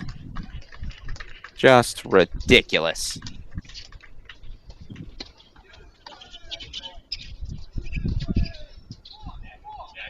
Henning, one of the few players last season to qualify for the NCAA singles and doubles championships. First team All-SEC selection. Member of the SEC Academic Honor Roll, and perhaps the Henning parents would most like me to say was UJ's Athletic Director's Honor Roll, which honors student athletes with a 3.5 GPA or higher. Phil Henning putting the scholar in scholar athlete.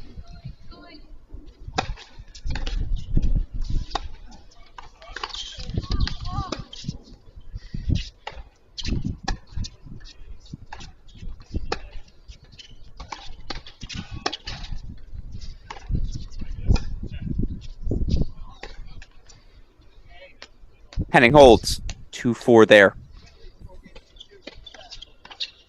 In set number one, meanwhile, 6-3 Virginia Tech. Going to stay there for the ending.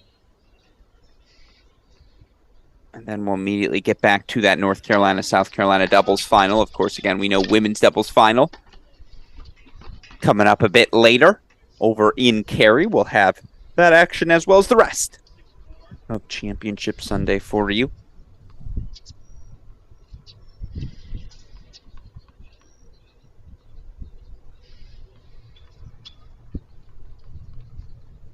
By the way, we missed it, but a shout out to Jessica Alsola, rising sophomore for Cal, knocking out Salamar Collings 6-2, 6-3. So Alsola, your 2022 ITA Women's All-American Consolation Singles Champ. Not a bad duo, Alsola, Bosferetti. Shout out to the West Coast. Broadcasting from California today, let me just say, I get how it's easy to be good at tennis when you spend some time in this state. How about this, though? Fishback Chrysostom won that first set breaker. Now up 8-4 here in the third set breaker. You can see on the corner, in the corner of your screen, North Carolina, South Carolina in action. Did North Carolina get an opening hold? Super producer Daniel Westhoff. What's that scoreboard in that men's doubles final?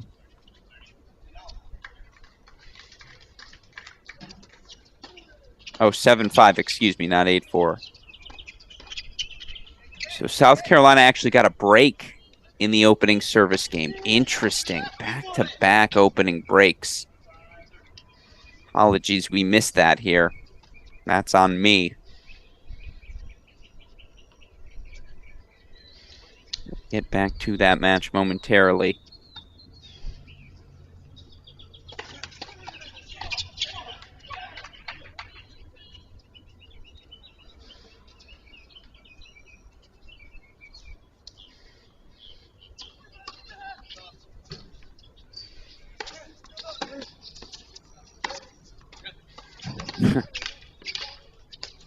Forehand, so easy for Ethan Quinn.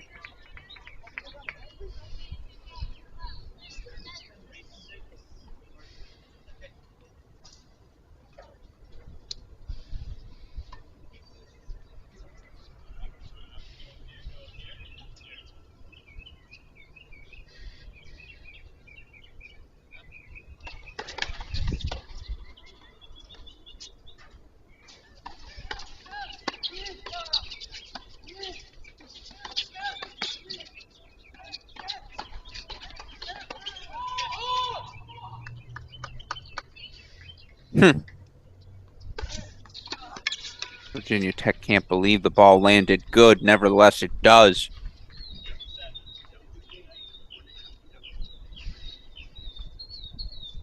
So 8-7, still mini break in hand.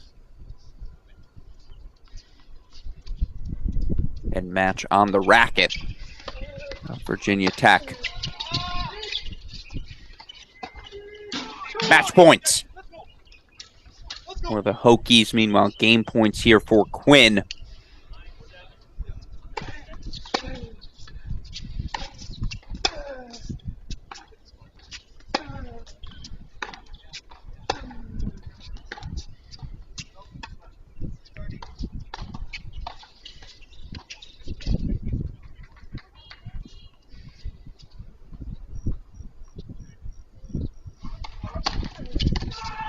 And it's a consolation title for the Virginia Tech duo. 7-6, 3-6. And 7, they take it over the Baylor Bears. What a moment for the Virginia Tech program just to kick off this 2022-23 season. Momentum on their side. As that's a heck of a performance and a bounce back for the Hokies. Meanwhile, Quinn holds 4-5-2. Let's go over, though, to our men's doubles final. And boy, break points that kind of feel like match points now. Here for Samuel and Thompson. They've been so solid on the serve. Weren't broken yesterday.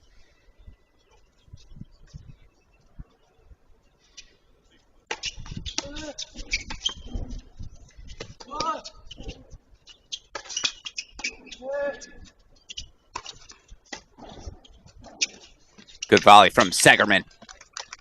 Sets up a deuce point. North Carolina, excuse me. Gotta have it.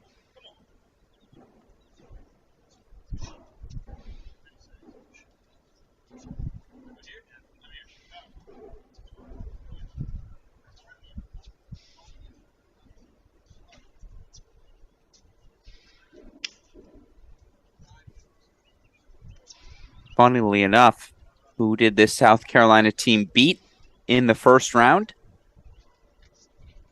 Virginia Tech's Fishback and Chrysostom. It's a 3-set match, so clearly the boys from Virginia Tech can play. That's tough. Tough double fault there from Brian Cernock. Now a 3-love lead for South Carolina. They are in command of this men's doubles final. Still, for Cernock, Segerman. Heck of a first event for this duo. Again, Segerman coming over from Princeton. We counted on to contribute to the Tar Heels this season, who are in a bit of a transition. That Blumberg, Hijikata, Seguin nucleus. Honestly, Brian Cernock belongs in that conversation as well as part of that nucleus teams that won a national indoor championship, made the final in 2020, and in my opinion, we're going to win.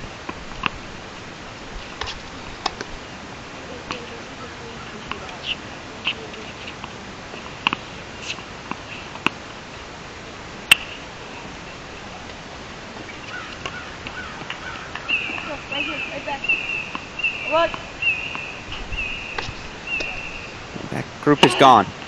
So certainly for North Carolina, some new faces.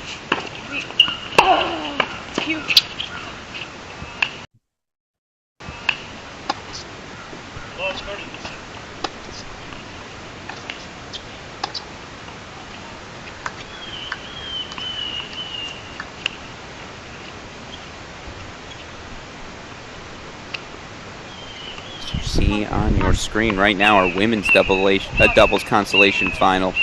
And sorry, Arsenault, 2 points away from the set. That match again available in its entirety on the college tennis website. I want to stick here for now as we have Thompson Segerman. 6-3 love right now for the South Carolina Gamecocks. Want to keep that one on your screen. Just want to make sure we don't miss any more of this match. You know, that first set's coming to a close again. Auburn's and sorry, Arsenault continuing the momentum upon the momentum built last season. Was, dare I say, a program-defining season for the Auburn Tigers, who I'm all in on. If you're selling stock in head coach Caroline Lilly, I'll buy it. I think that Auburn women's program is one of those on the rise programs across women's college tennis. That's seamless communication. It may not look like it. It may have felt a little weird. You ask yourself, why is Segerman leaving the court? Isn't there still a point to play? But look, Lefty Cernock's got forehands there. That's actually smart playing. I love that from North Carolina. We're just looking for any sort of traction in this match.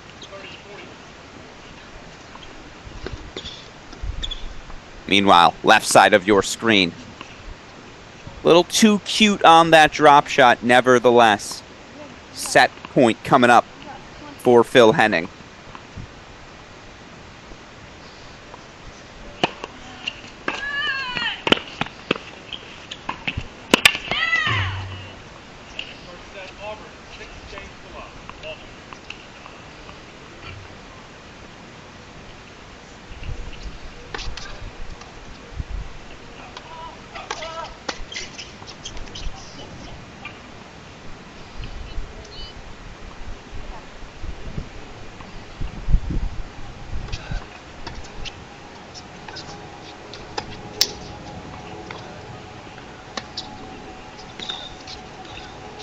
To the 6-2 first set for Ethan Quinn, the redshirt freshman, trying to prove he's the guy in men's college tennis this season. 6-2 opener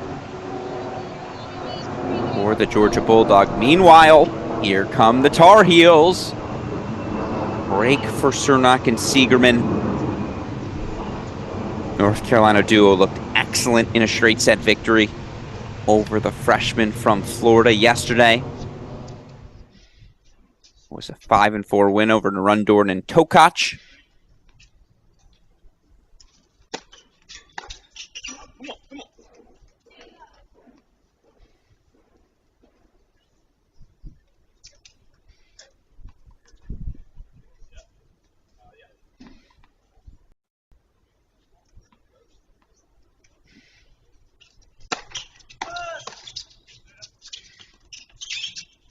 All right, there's a little traction. Yeah, you should have finished that volley, Brian Cernak. You know better.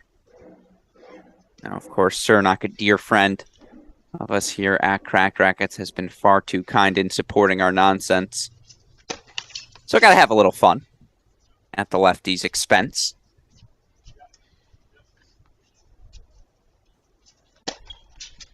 That's better.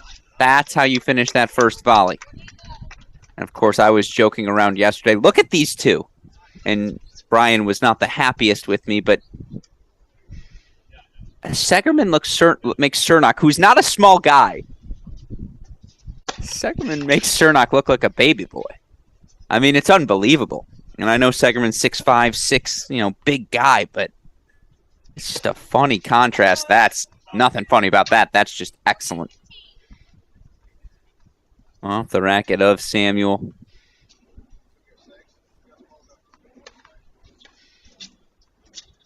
Again, the good news for this North Carolina duo.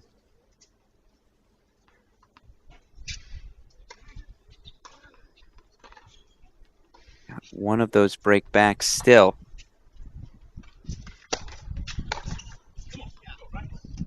Still trailed by a break, though, as South Carolina 6-3, 3-2 lead. A little bit of momentum building for the Tar Heels here. Let's go to Ethan Quinn now, who started his second set.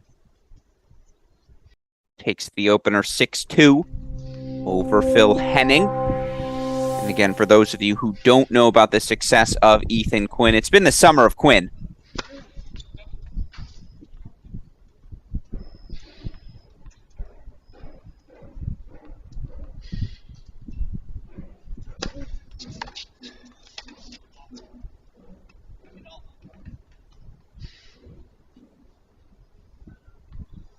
Quinn reaching 3 pro circuit finals here in 2022. Lost his first in Vero Beach in May, but then knocked off last year's NCAA singles finalist August Holmgren in San Diego. And a title over in Champaign, where he beat preseason #1 Stefan Dostanik in the final.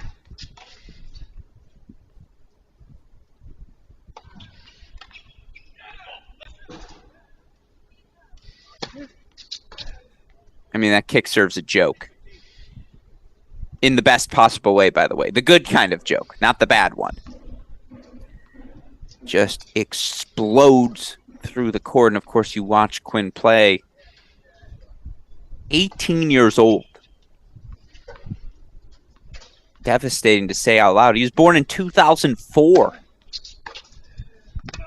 Cracked Racquets CEO Dalton Thieneman had a full beard by 2004. What were you doing then?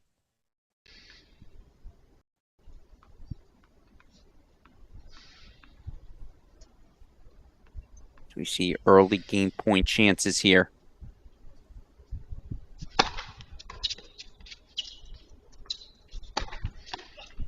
Yeah, it's pretty nice. Ethan Quinn holding 4-1 love. Stays out in front in this all-Georgia final, which again has to be a sight for sore eyes for Georgia tennis fans after what has to be acknowledged was an up and down 2022 season. Meanwhile, let's go a little split screen. If we can, let's throw the men's doubles on that left. Super producer Daniel Westhoff. But we've got women's doubles final action now underway in Cary, and we're going to be crowning a first-time champion. As these two programs, Michigan, NC State, competing for their first All-American crowns here today. It's an opening hold for the NC State duo, Nell Miller, Amelia Rajecki. Of course, Miller, one half of last year's NCAA doubles championship winning team for NC State. She partnered with Jada Daniels. Duo brought home that first crown for the NC State Wolfpack. Now Miller partnered with Rajecki, and I said this yesterday, I'll say it again. I think Miller might be the best doubles player in women's college tennis. I don't care who you partner her with. Her aggression, fluidity at the net. She's constantly fidgeting, constantly looking to poach. Just a nightmare to have to go up against. But of course, look, Cary Miller, Jaden Brown, two of the top 30 singles players in the country. Both so successful last season for the Wolverines.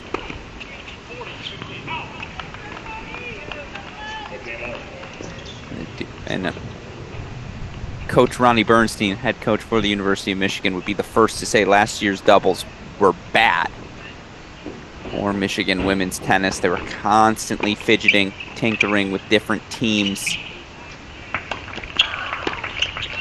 So to start this season off with a doubles final and a significant collegiate event, I do not think that was on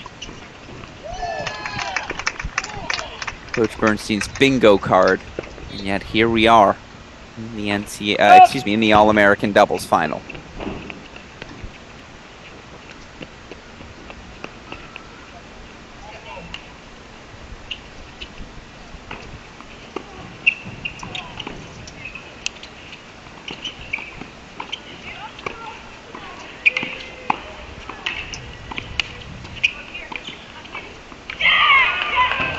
Yeah, where was that last season? I have the numbers now. As we see, North Carolina, 3-all.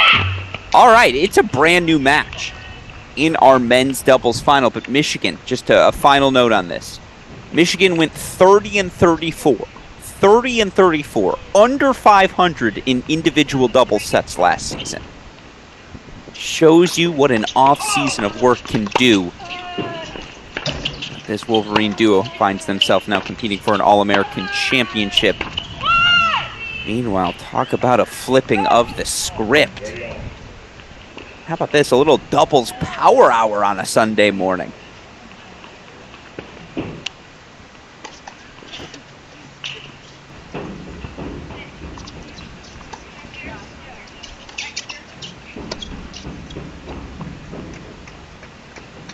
It's a new match. Completely different dynamic right now. And for Samuel and Thompson, what happened to the aggression? The 2-up. Taking it to your opponents. That's what they have done so well over the past 3-4 matches. Just kind of gotten a bit passive here.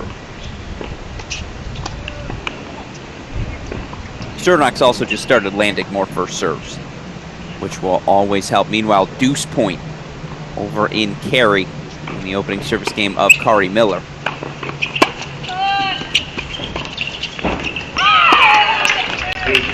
Dipper.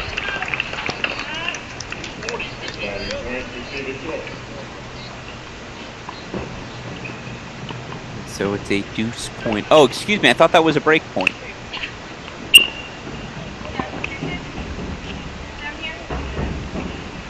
was not a break point. Now a deuce point deciding point over at Cary, thus they turned off the scoreboard. I now understand what's going on. Meanwhile, 4-3 on serve for Cernak and Segerman. Good hands from Miller just to get a play on that ball. But it's a hold for Michigan. Ignore that scoreboard on your screen. We saw it with our eyes. Kari Miller just held that deuce, so they'll reset things, but it's 1-all over in Cary. Meanwhile, again, from 3-love double breakdown, 4-3 lead North Carolina.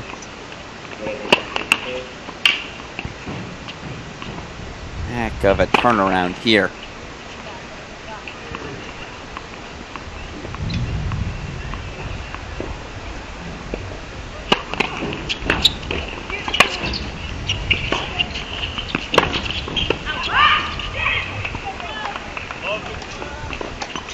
Oh, Brian Cernak.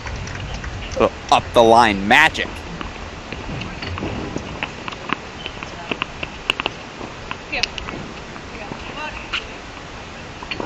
Of course, watching Cernak, who's arguably the most valuable player of that 2021 National Indoor Team run for Carolina.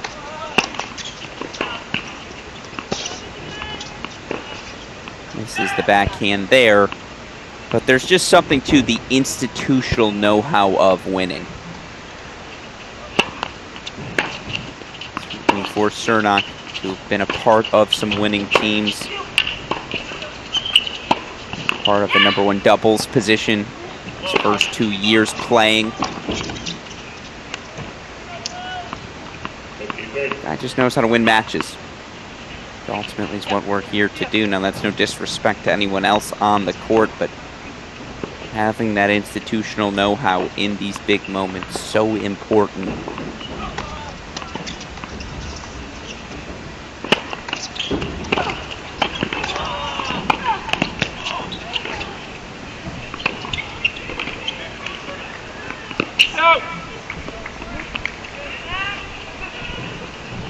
There you go. See that scoreboard fixed now on that women's doubles side, of course. Monitoring all the action right now. Happening across this ITA All-American. You see our 2 doubles finals on your screen. Of course, Ethan Quinn against Phil Henning in that All-Georgia singles final. We'll get back to that momentarily.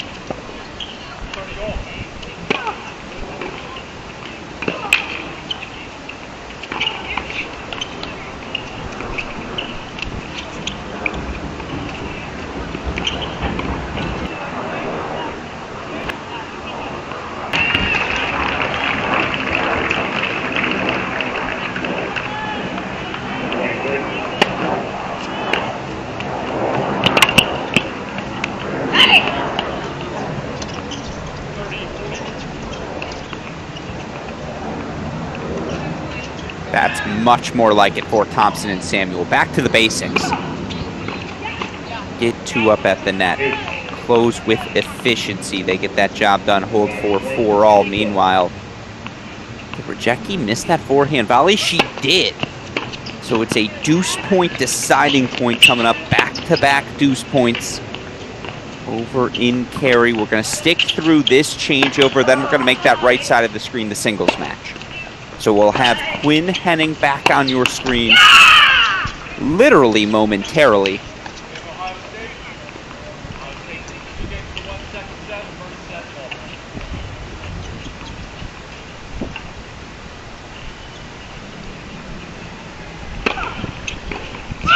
Nice serve from Nell Miller. She holds for 2-1 on serve in our women's doubles final. Let's get back to the singles action now.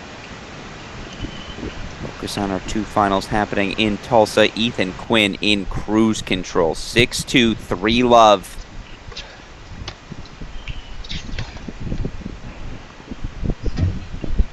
And apologies to NC State.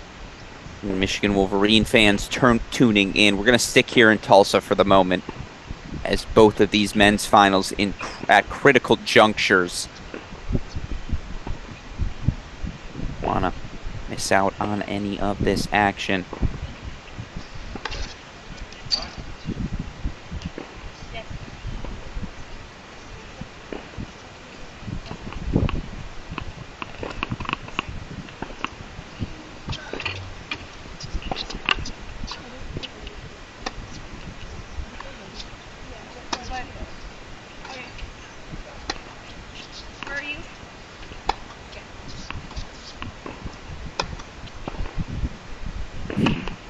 Why not go for that backhand if you're Ethan Quinn?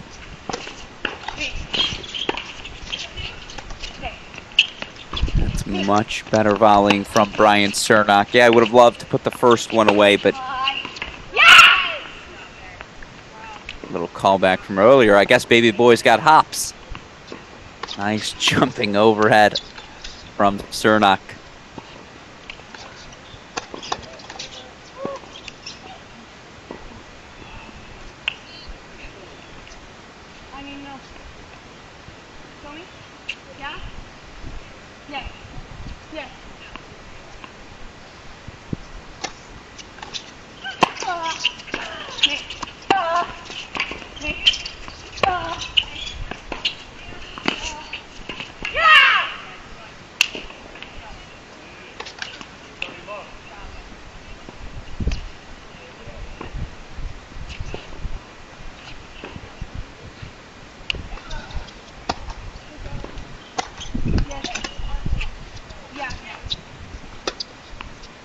Cernak doesn't love the call. First serve called wide though. Oh, Quinn in the net there, so Henning gets on the board.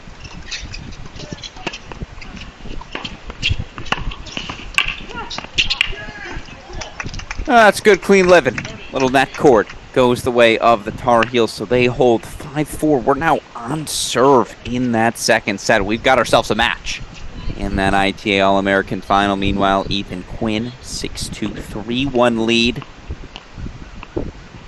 I do apologize. Leave that. Okay, we're going to go full screen. I appreciate that, super producer Daniel Westoff. As soon as that doubles action gets back, though, we're going to go back to the split. Don't want to miss the ending of that first set, certainly. Super producer Daniel Westoff will keep an eye out for it. Meanwhile, again, all due respect to Phil Henning. Earned impressive victories on his way to this final, but feels like Ethan Quinn's going to be a story during this college tennis season.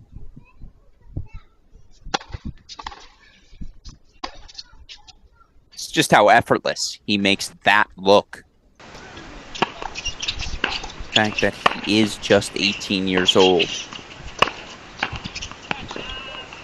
yet already finding success against fourth years like Spizzirri, fifth years here like his teammate Phil Henning.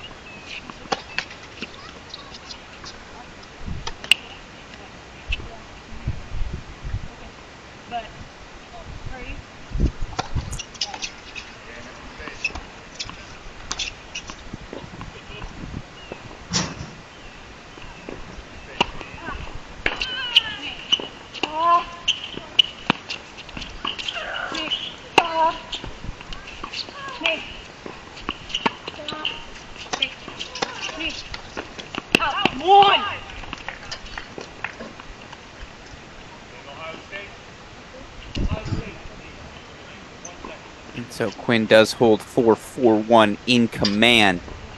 Is the redshirt freshman as he closes in on his first of what feels like potentially many significant college titles. Let's go full screen on the doubles action. 5-4.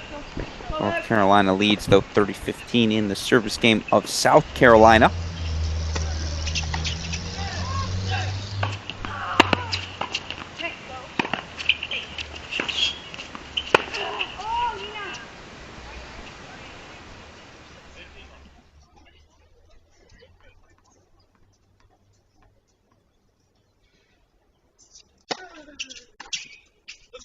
So South Carolina does indeed get a routine hold, much needed. 4-5 all. Again, Alex Gruskin here. We've got this match, of course, on your screen. You saw Ethan Quinn competing as well. We're well aware, though, women's doubles final underway.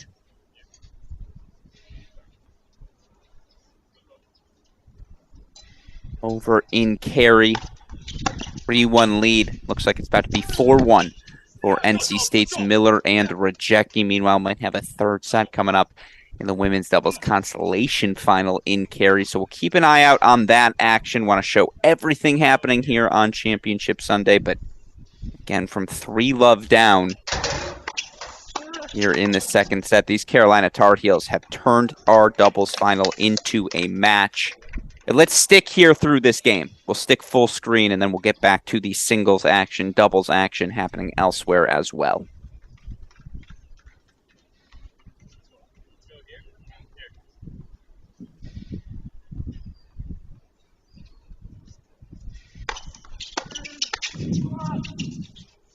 Yeah, it's good, clean living. Helps to have the big man.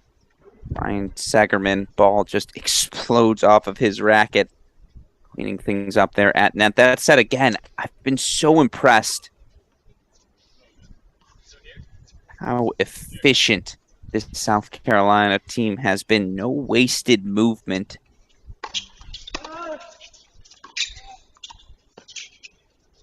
Duo so adept. You see, yes, that half volley sailed on him, but they're at the net immediately. Get forward. They close hard. They close well.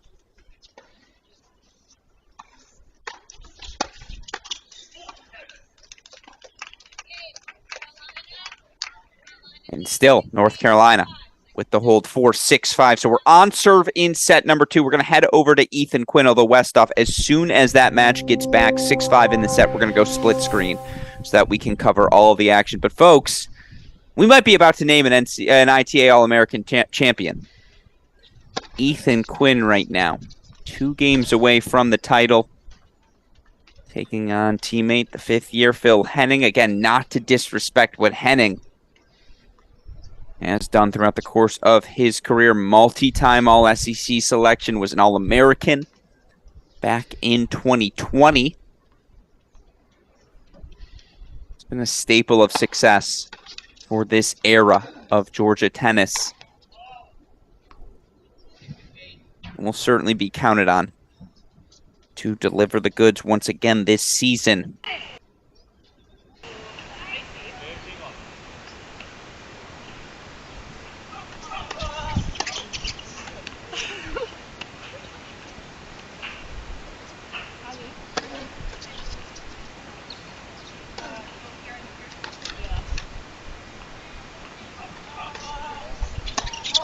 Henning holds 4-2-4. And again, just some perspective on what Georgia has accomplished with their run here this season. 1996. I was 1 year old. Might have actually been born during the 96 final, given if it's around that first week of October. Excuse me, would have been my first birthday right around that year. 1996, Mississippi State. Thomas Dupree beats Matthew Ballet. You also had in 1993, Chad Clark defeated fellow Texas teammate Ian Williams. 1981, Robbie Venter beat Marcel Freeman. Those are the 3 other times 2 teammates have faced off in the ITA All-American final. Of course, you look for Georgia. Arguably, you know, again, I call him the most underrated player in college to the pros history. Mikhail Pernfors, 1984 champ for Georgia. Al Parker went back-to-back, 89-90. Al Parker, one of those other hidden gems from those late 80s, early 90s college tennis years. You had John Isner in 2005 and Travis Helgeson, 2007.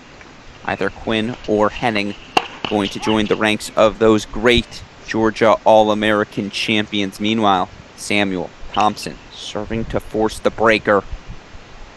30-15.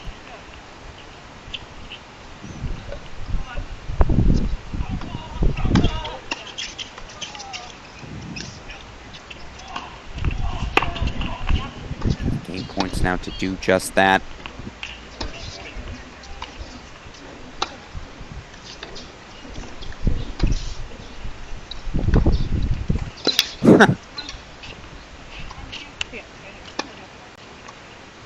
That down the line forehand from Quinn was just money. Outside the alley. Embracing his inner Rafa Nadal with the banana hook around the alley. picks up 3 game points to put the redshirt freshman 1 game away.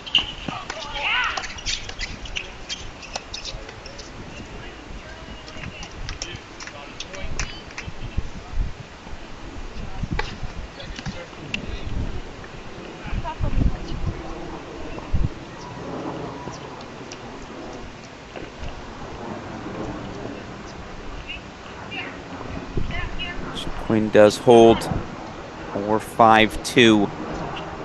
Let's stay. Okay. Works for me. He'll monitor it. I appreciate that, super producer Daniel Westhoff. We'll get Quinn back on your screen as soon as they resume play.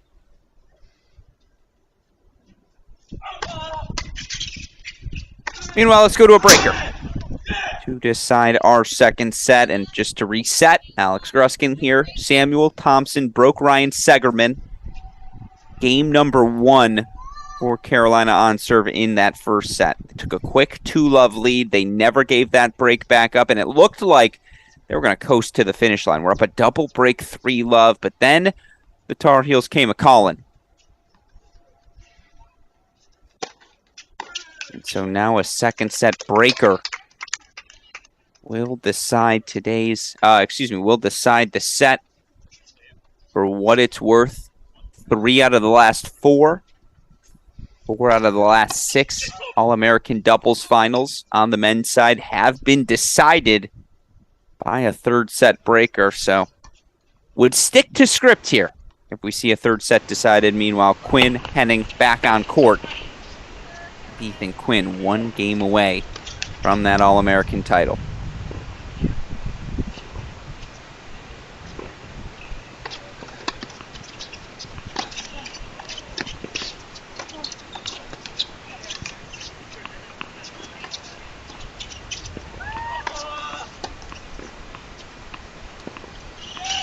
He was almost there. Still, that's the sort of closing of the net we've come to expect from this South Carolina duo. It really is your father's doubles. Serve and volley, get 2 up, hit the return, get to the net. You can ignore that 30-15, but it is 2-1 on serve so far. I'll call the score out manually. I'll ask all of you, though, keep an eye out on Quinn closing in, but I'm going to lock in on this right side of your screen for now.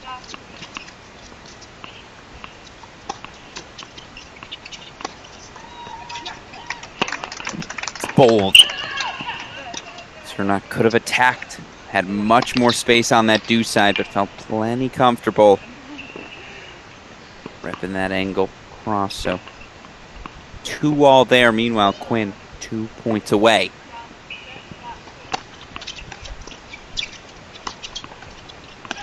All right, there's the mini break. And again, typically we like to go full screen for match points. We're not going to be able to do that here. Too critical of a juncture. Don't want to miss anything. So I apologize to Georgia fans. But we're going to stay full split screen here. Because again, just don't want to miss anything.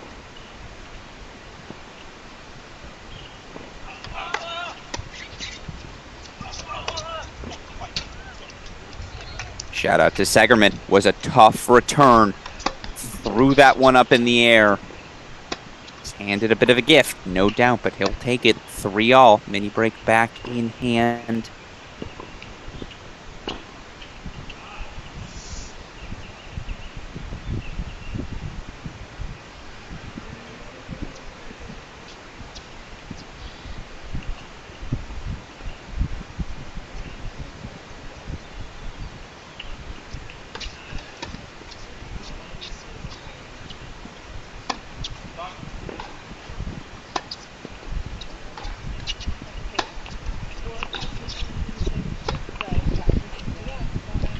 Championship point for Quinn.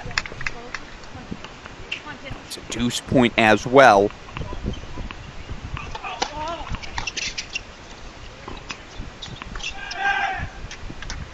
That's a tough, yeah. Look, lefty-righty, when you both play lefty on the deuce, righty on the ad, you both have forehands in the center. Cernat got the ball he wanted, but again, that's the pressure of Samuel and Thompson getting 2 up. 4-3 lead for South Carolina.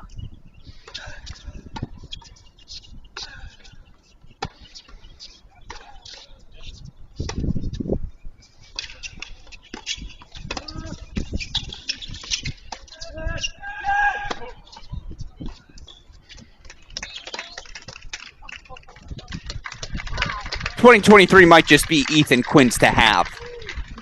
The red shirt freshman, your 2022 ITA All-American champion, 6'2". 6'2", you see the embrace, the warmth shared between these two Georgia teammates, speaks to the culture being built by Manny Diaz, Jamie Hunt down in Athens. But boy, for the second straight season, it's a second-year player making all sorts of noise. Ethan Quinn, your ITA All-American champion for the Georgia Bulldogs. Meanwhile, pick things up here full screen. 5-all. I know it says deuce, add deuce, 5-all. We're on serve.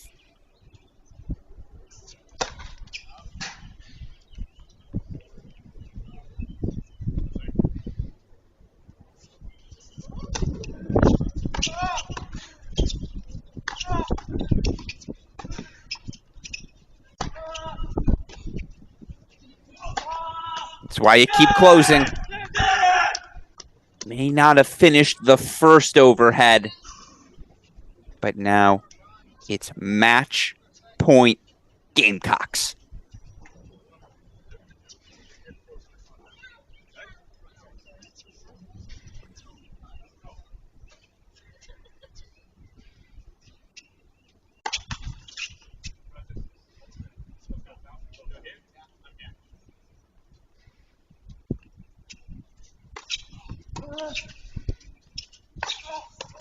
South Carolina, ITA All-American champion Samuel Thompson, 6'3", 7'6".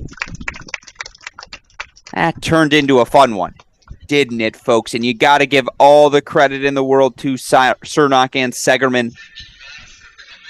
Cernock going to be upset with himself on that final forehand, but man, I mean, that's about as thin of a margin as you can ask for. And again, this North Carolina duo was on a double break, 3-love in this second set. Big picture, built themselves too big of a hole, but that, you gotta credit South Carolina, who continued to close, just kept putting so much pressure on the Tar Heels. And again, Josh Goffey has this South Carolina men's program clicking on all cylinders. 2019, Paul Jubb captures the NCAA singles title. For the Gamecocks, 2021, Daniel Rodriguez, an NCAA singles finalist last year. They're a perennial top 10 team, and now first ITA All-American Championship in program history. Toby Sam, Connor Thompson, your ITA doubles champs here at the All-American. Meanwhile, all the action over in Tulsa now complete. We lock in here in Cary, where we've talked about it before here at Cracked Racquets. I'll say it again. The NC State system. We talk about that so frequently on our Cracked Racquets shows covering the college tennis world. That system for NC State proving powerful once again on the doubles court. It's a 6-1 love lead for the Wolfpack.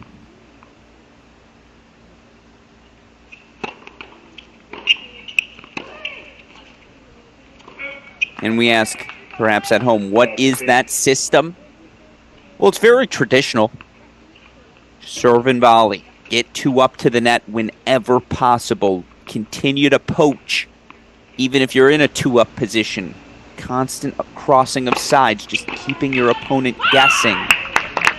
It may sound basic, but it's the reinforcement of those principles time after time, practice after practice, that just has this NC State team clicking in doubles in a way few, if any, other programs across the country are. And again, that's a testament to what's being built over in Raleigh.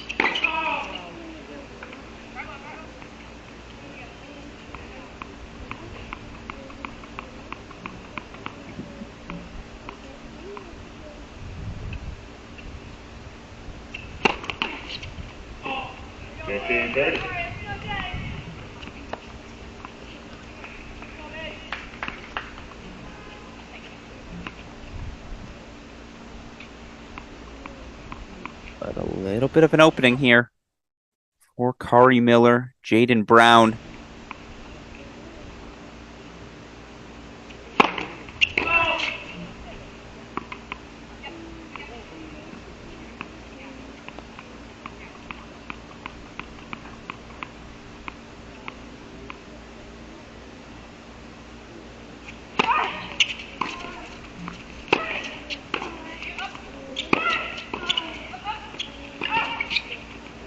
And I'll say big picture, I've really liked, and a scoreboard would say otherwise, I like the principles with which I suppose this Michigan team has played today. Jaden Brown has been awfully aggressive whenever we've peeked in on this match at the net. We're locked in the rest of the way here. 3 break point chances for the Wolverines.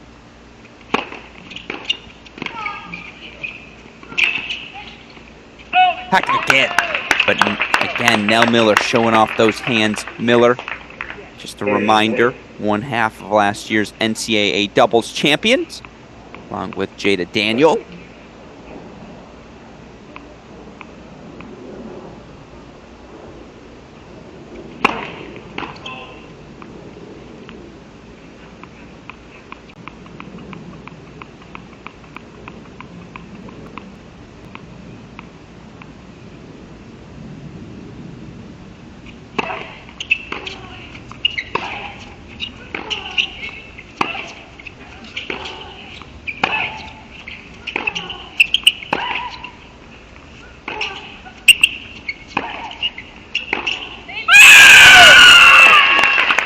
Fight though from Jackie.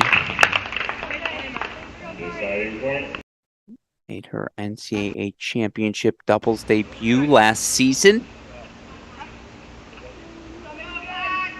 26-16 in singles, 19-14 in doubles. Was the now rising junior.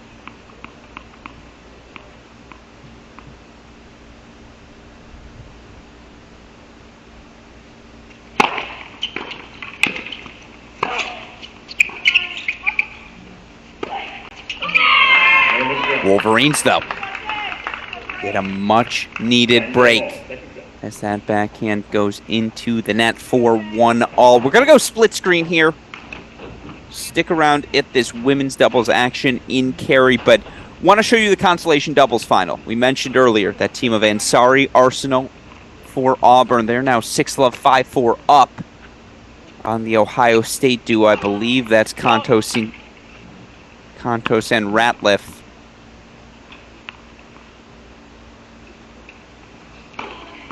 Indeed it is.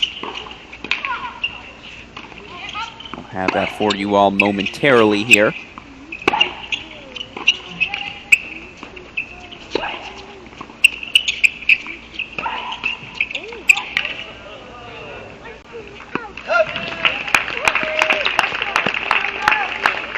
And again, big picture, you look for these two. Jaden Brown last year, 20-14.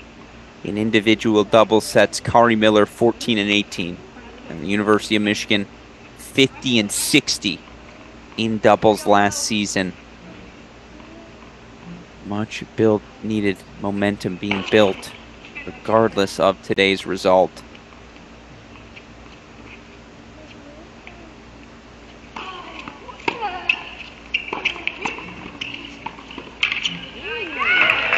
Of course, it was a heck of a year for Ariana Arsenault, who you see there moving forward. Carolyn Ansari on the deuce, Arsenault on the ad. Arsenault coming over from the University of Georgia last year, where she was already a standout doubles player, but really helped that Auburn team make that massive jump. They were perennial top 16, reached the National Indoor Finals, National Indoor Final site. 40.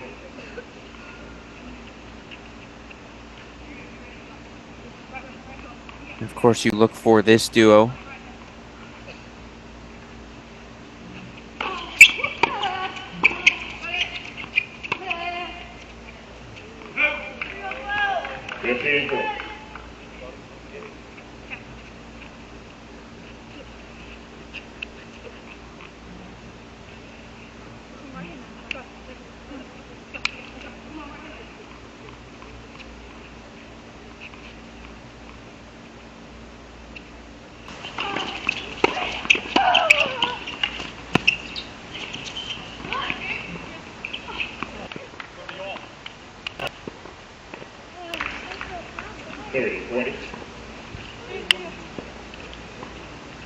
Jaden Brown, Cary Miller coming through qualifying to get to the main draw of our doubles event for what it's worth. And looking at these four teams, Ratliff, Contos, knocked out in the opening round by Elizabeth Scotty, Abigail Forbes, who reached the quarterfinals of this event for Ratliff and their opponents. Arsenal and Ansari knocked out 3 sets by semifinalists Subash and Chervinsky of Virginia.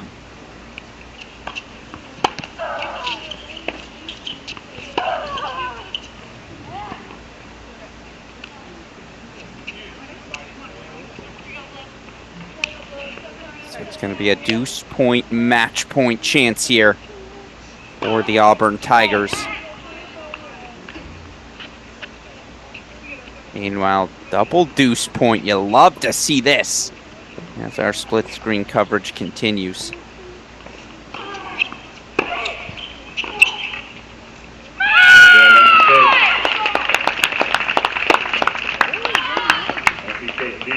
Ella Rajecki get that break right back for 2-1. Meanwhile, we play on.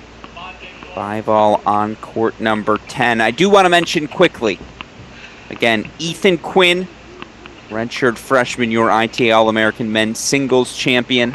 Toby Samuel, Connor Thompson, winners of the doubles draw. But because of the strength and depth of the ITA All-American events and the understanding that college tennis is indeed a pathway to professional tennis, the USTA will be providing Ethan Quinn, Brian Cernock, and Ryan Segerman with wildcards into professional events in the coming months. Do I even have to list the numerous former collegiate players having success in the pros? Of course, think about on the women's side, most notably you have 2 singles finalists at the slams of late in Jennifer Brady, Danielle Collins. On the men's side, you get players like Cam Norrie, John Isner, Borges, obviously what Ben Shelton's already managed to do. And by the way, Ben Shelton competing for his first challenger title later today in Tiburon. He'll take on Zach Svida. My dear friend Mike Cation will be on the call for that one. A fun USTA Pro Circuit match happening today. But again, so many former collegiate superstars now having success in the pros. The USTA acknowledging that and doing their best to support those players moving forward, helping them make that transition. As such, the USTA providing a wild card into a 25K ITF tournament to the ITA All-American Singles Champ. Also going to be offering a wild card into a 15K event for the finalists in doubles. A shout out to the USTA for their support of all things college tennis.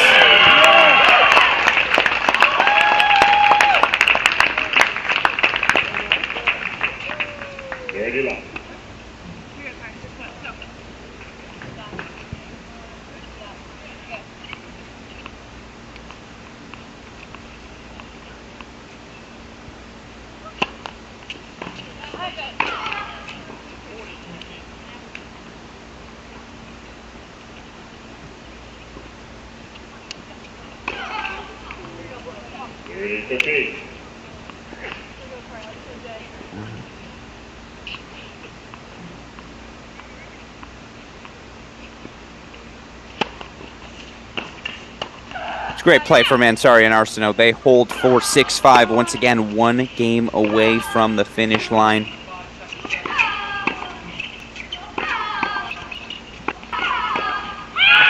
Meanwhile, again, Really like the way this Michigan team is playing, much more aggressive here today than they were a season ago. That said, you have to play nearly perfect doubles if you want to knock off this NC State team. They just play, and I know this is so cliche, but it's such high percentage tennis.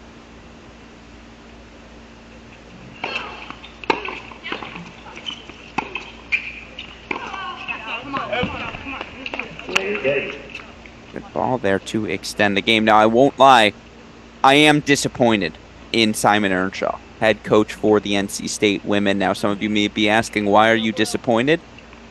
Where's the red tracksuit? Coach Earnshaw, maybe the finest dresser in all of women's college tennis. And I don't say that lightly, but when he goes with that all bright red tracksuit, you just know NC State's not messing around when it's bright red day for Simon Earnshaw. And I thought we'd get the bright reds on Championship Sunday. I don't think we did. So I am slightly disappointed in you, Coach Earnshaw. That said, not disappointed in the tennis in the slightest, as that break now lead consolidated 6-1, 3-1 for NC State. Watch it.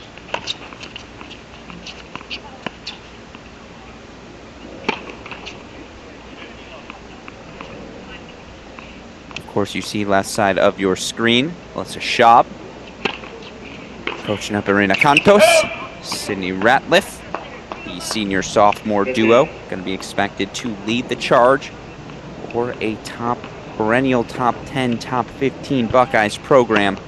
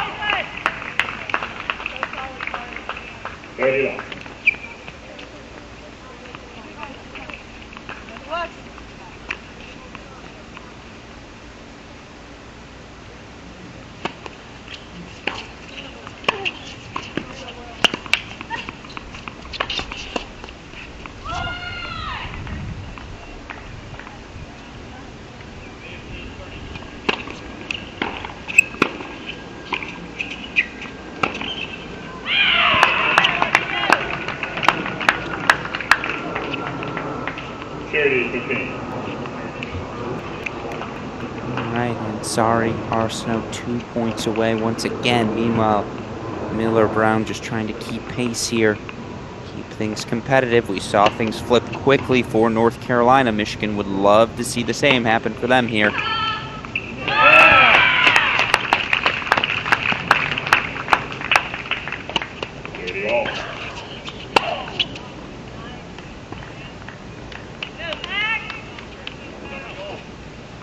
Worth noting, you heard a go pack in the back of your screen there. Cary, North Carolina, not too far from Raleigh. Certainly capable are the NC State faithful of making that commute.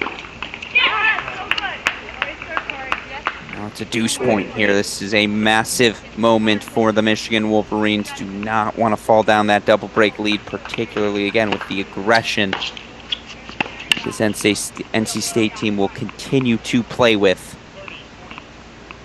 But we've also got match point on court number 10. 2 of them for the Auburn Tigers as they look to capture the All-American doubles consolation title.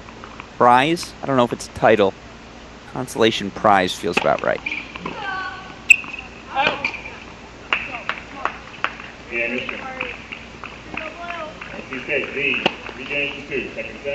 All right, Michigan keeps it just a single break deficit. They do what they need to do, holding 4-3-2.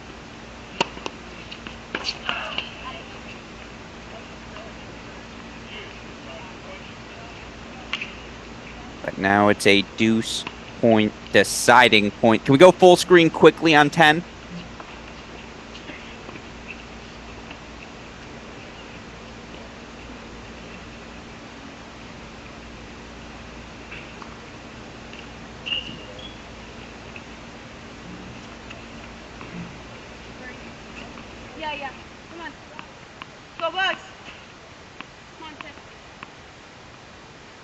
Oh, sorry, full screen on. I meant our other one. I consider this center court.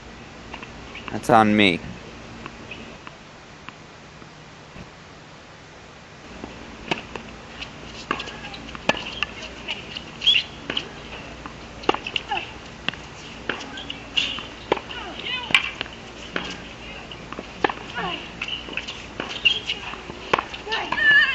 Oh, Contos playing with fire, but ultimately bailed out. You can see the smile on her face. She holds, so it'll be a breaker to decide that consolation set number 2. Ohio State looking to stay alive. Auburn looking to get over the finish line. Alex Gruskin here steering the ship for what feels like it'll be our final hour of this ITA All-American Championship if you're just joining us. Your winners on the men's side. Yeah, Ratliff called that ball immediately, but apparently the call was disagreed with, so it'll be 1-love Auburn. If you're just joining us, the day started with a little North Carolina in North Carolina victory. Rising junior Fiona Crawley sending a shot across the rest of the college tennis universe. She is one of the top dogs that everyone's going to have to deal with at every individual event this season. Meanwhile, on the men's side, our 2 champions crowned. Ethan Quinn. Is he the guy in 2022? That's a question we'll likely 23, excuse me. That's a debate we'll likely have throughout the course of this season. Of course, Kobe Samuel, Connor Thompson continuing this meteoric rise for South Carolina men's tennis. Josh Goffey has had his team competing for just about every major crown over the course of the past 5 years. Samuel Thompson earned the first All-American doubles title in program history. With that in mind, these 2 matches to go. Consolation final on the right. Main draw final on your left as Miller, Rajecki, the 5th-year junior duo, 3 games away from the title.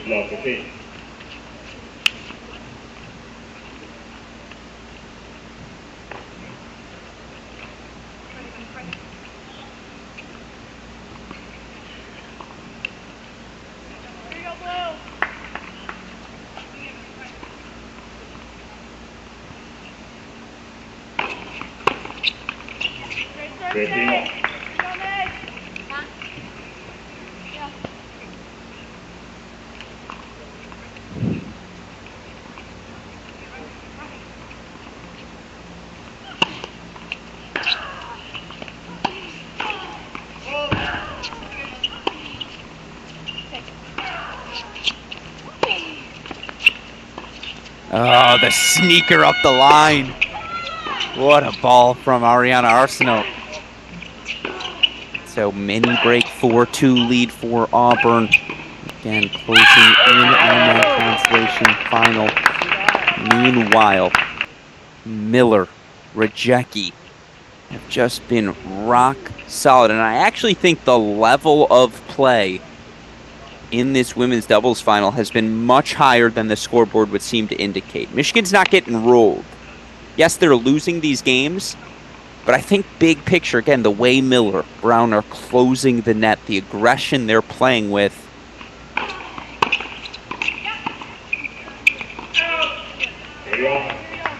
Here's the thing. They've played really well. It's just 85% as good as NC State. Again, Michigan is not bad. NC State's just excellent.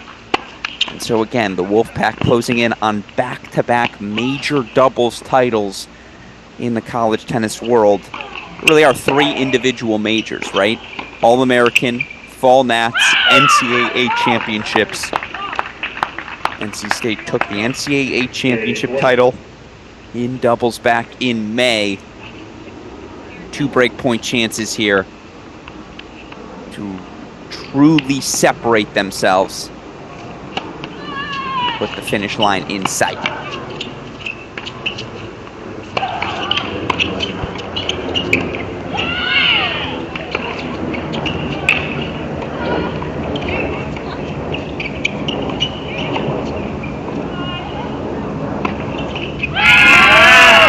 Again, that's not a bad level from the University of Michigan. That's just exceptional from Miller and Racquets as they take a 5-2 lead, 1 game away from the ITA All-American Championship. I'm going to get it right at some point, folks, I promise.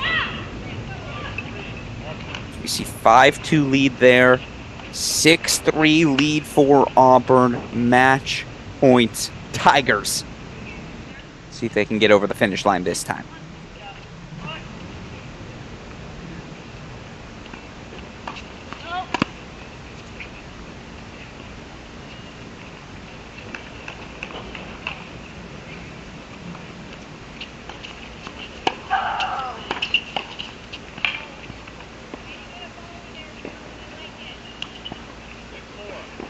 Did that miss? It did, okay.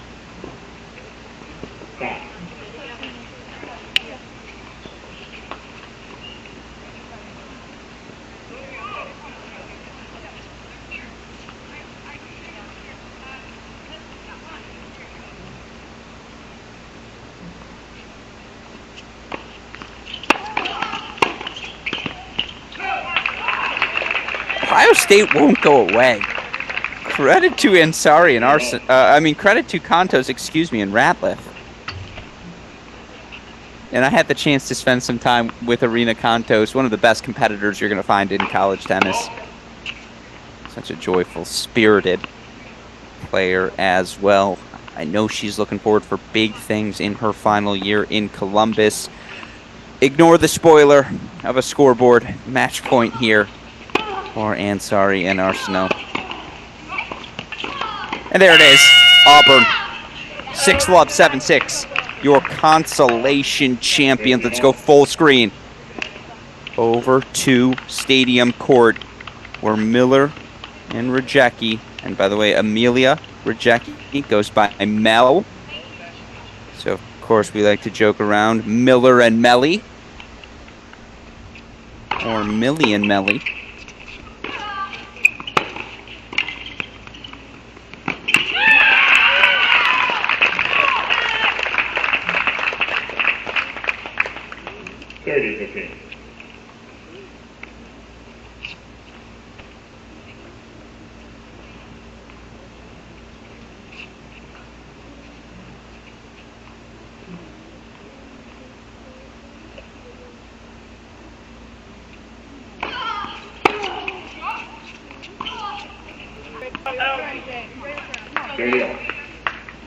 All right, Brown Miller making this a fight.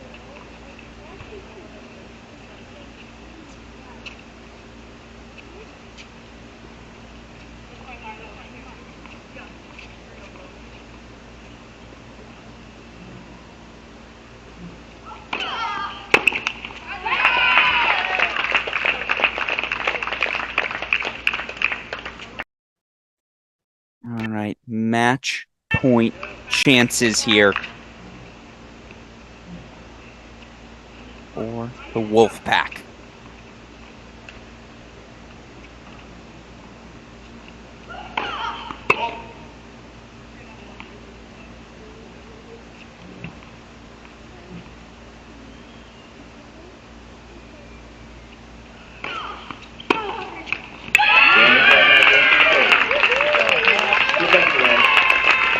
It's Miller, Rajecki, 6-1, 6-2. And just like that, NC State, another significant individual title. This time, it's the ITA All-American Championship. And folks, I'll say it one last time, another win for the system. Credit to Brown and Miller, qualifying through qualies, that's good English, Alex, in this event, but it had to come through the qualifying draw, ultimately get to the final here in doubles.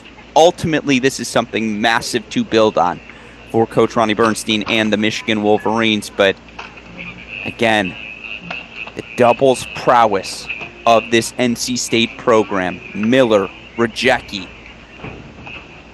it's why NC State's made the leap. It's why they have to be considered amongst the elite, yes, I don't say that lightly, elite programs in women's college tennis. But with that said, that'll do it for our coverage of the 2022 ITA All-American Championships. To recap, a massive shout out to our singles champion, Fiona Crawley, the junior of North Carolina, Ethan Quinn, redshirt freshman for the University of Georgia. Each of those players going to be offered wild cards now via our friends at the USTA. We'll get to see them play at the pro level in the coming months, of course. A shout out to our doubles champions as well. Rajecki, Miller for NC State, of course, for the men. You've got Samuel Thompson providing a first ITA All-American program title for South Carolina. And with that said, that'll do it for our coverage. Again, a fantastic way to start out this 2022-23 college tennis season. And if this week provided any foreshadowing, it's going to be a year defined by parity, but perhaps more importantly, a year defined by exceptional play across the board. I would also be remiss before we sign off if I did not offer a couple of shout outs. First and foremost to our friends at the ITA, Tim Russell, Dave Mullins, Joe Gentry, the entire team. They gave us a shot to play around, try something a little bit different with this year's coverage, and we're immensely grateful for that fact. We're immensely grateful for all the ITA does to continue to grow our beloved sport. Of course, you saw it at the top of your screen throughout the course of the week. Takes so many sponsors to support an event like this. We're immensely grateful to each of them here at Cracked Racquets. Last two shout outs, I promise. First of all, to the coach, Mark Bay, who covered our first 2 days of action. He's forgotten more about tennis than many of us will ever know, and it's always great to have the chance to work with the coach. And then last, but certainly not least, the true man behind our operations here at Cracked Racquets. Yes, I'm the pretty face, but nothing happens here at CR without the tireless efforts of our super producer, Daniel Westoff, who works the split screens, who works the graphics, who makes sure we have a fluid and, in my opinion, exceptional product for all of you college tennis fans. So shout out to our super producer, Daniel Westoff, the absolute best in the business. With that said, for all of the aforementioned people, I have been your host, Alex Gruskin. You have been watching our Cracked Racquets coverage of the 2022 ITA All-American Championships. A shout out to all of our competitors, and we will talk to all of you throughout the course of this college tennis season. Thanks for tuning in, everyone. Premier tennis facilities in the country. One of the aspects that wasn't living up to that was our indoor lighting, and so we partnered with Sports Interiors, who had the reputation of being the best in the business, and they were the easiest for us to work with. Dan and his group came in from day one and gave us a plan that would allow us to have the best lighting. The LED lights have given us so many advantages, just being able to turn the lights on instantaneously, not waiting for them to have to warm up, just being economic friendly and allowing us to run the facility at a less cost. And then the liner made such a big difference. We didn't have a liner before, and so being able to have that reflectivity and be able to just have a clean look around the facility. Recently, we were able to host matches for the ITA All-American Championships on the courts, and we got so many comments that it was just as bright inside as out, and that's what we had hoped for. And with us hosting the 2020 NCAA National Championships, that's what we wanted. We wanted to showcase our tennis facility as being one of the best in the country and being a venue that would allow us to host the best championship possible.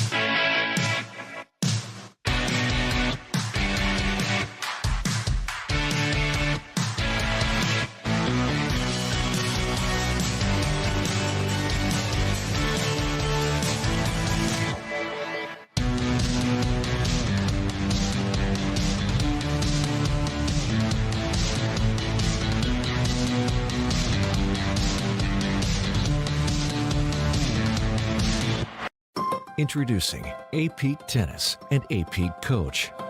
Everything tennis players need to become mentally tough, both on and off the court.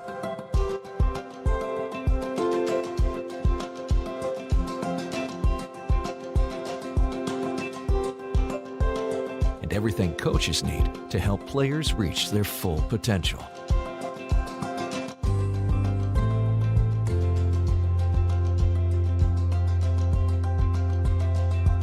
Because we are extremely confident that A-Peak does work, we are offering free 1-month split testing to validate A-Peak's effectiveness when implemented correctly. With split testing, we'll have half your players use A-Peak, while the other half does not. Then, we'll conduct pre- and post-testing to demonstrate A-Peak's value. To take advantage of this offer, email us at apeak@apeak.com.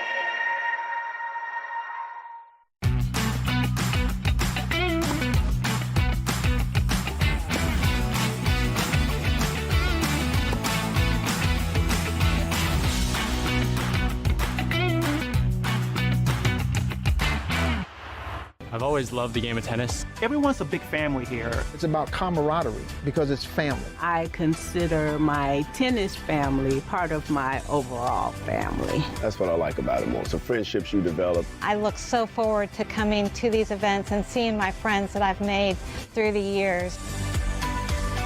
If you love the game, give back to the game. You become the calm in the storm. You can decide how much you want to work and how much you don't want to work. You never stop learning. Every time I work an event, I always learn something. It takes time, it takes experience. Find your niche. We need you, and I think you will find it very rewarding. Get out there, start trying to do it, and see if you like it.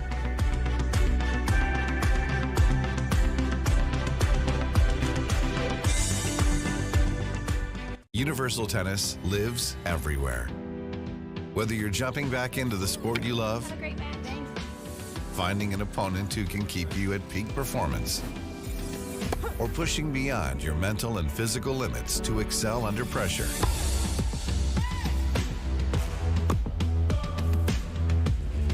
Your ideal match is out there. Universal Tennis brings you together. Download the app today and enter a whole new world of tennis. Tennis is superb. Tennis is fire. Tennis is sick. Let's go. Tennis can change the world.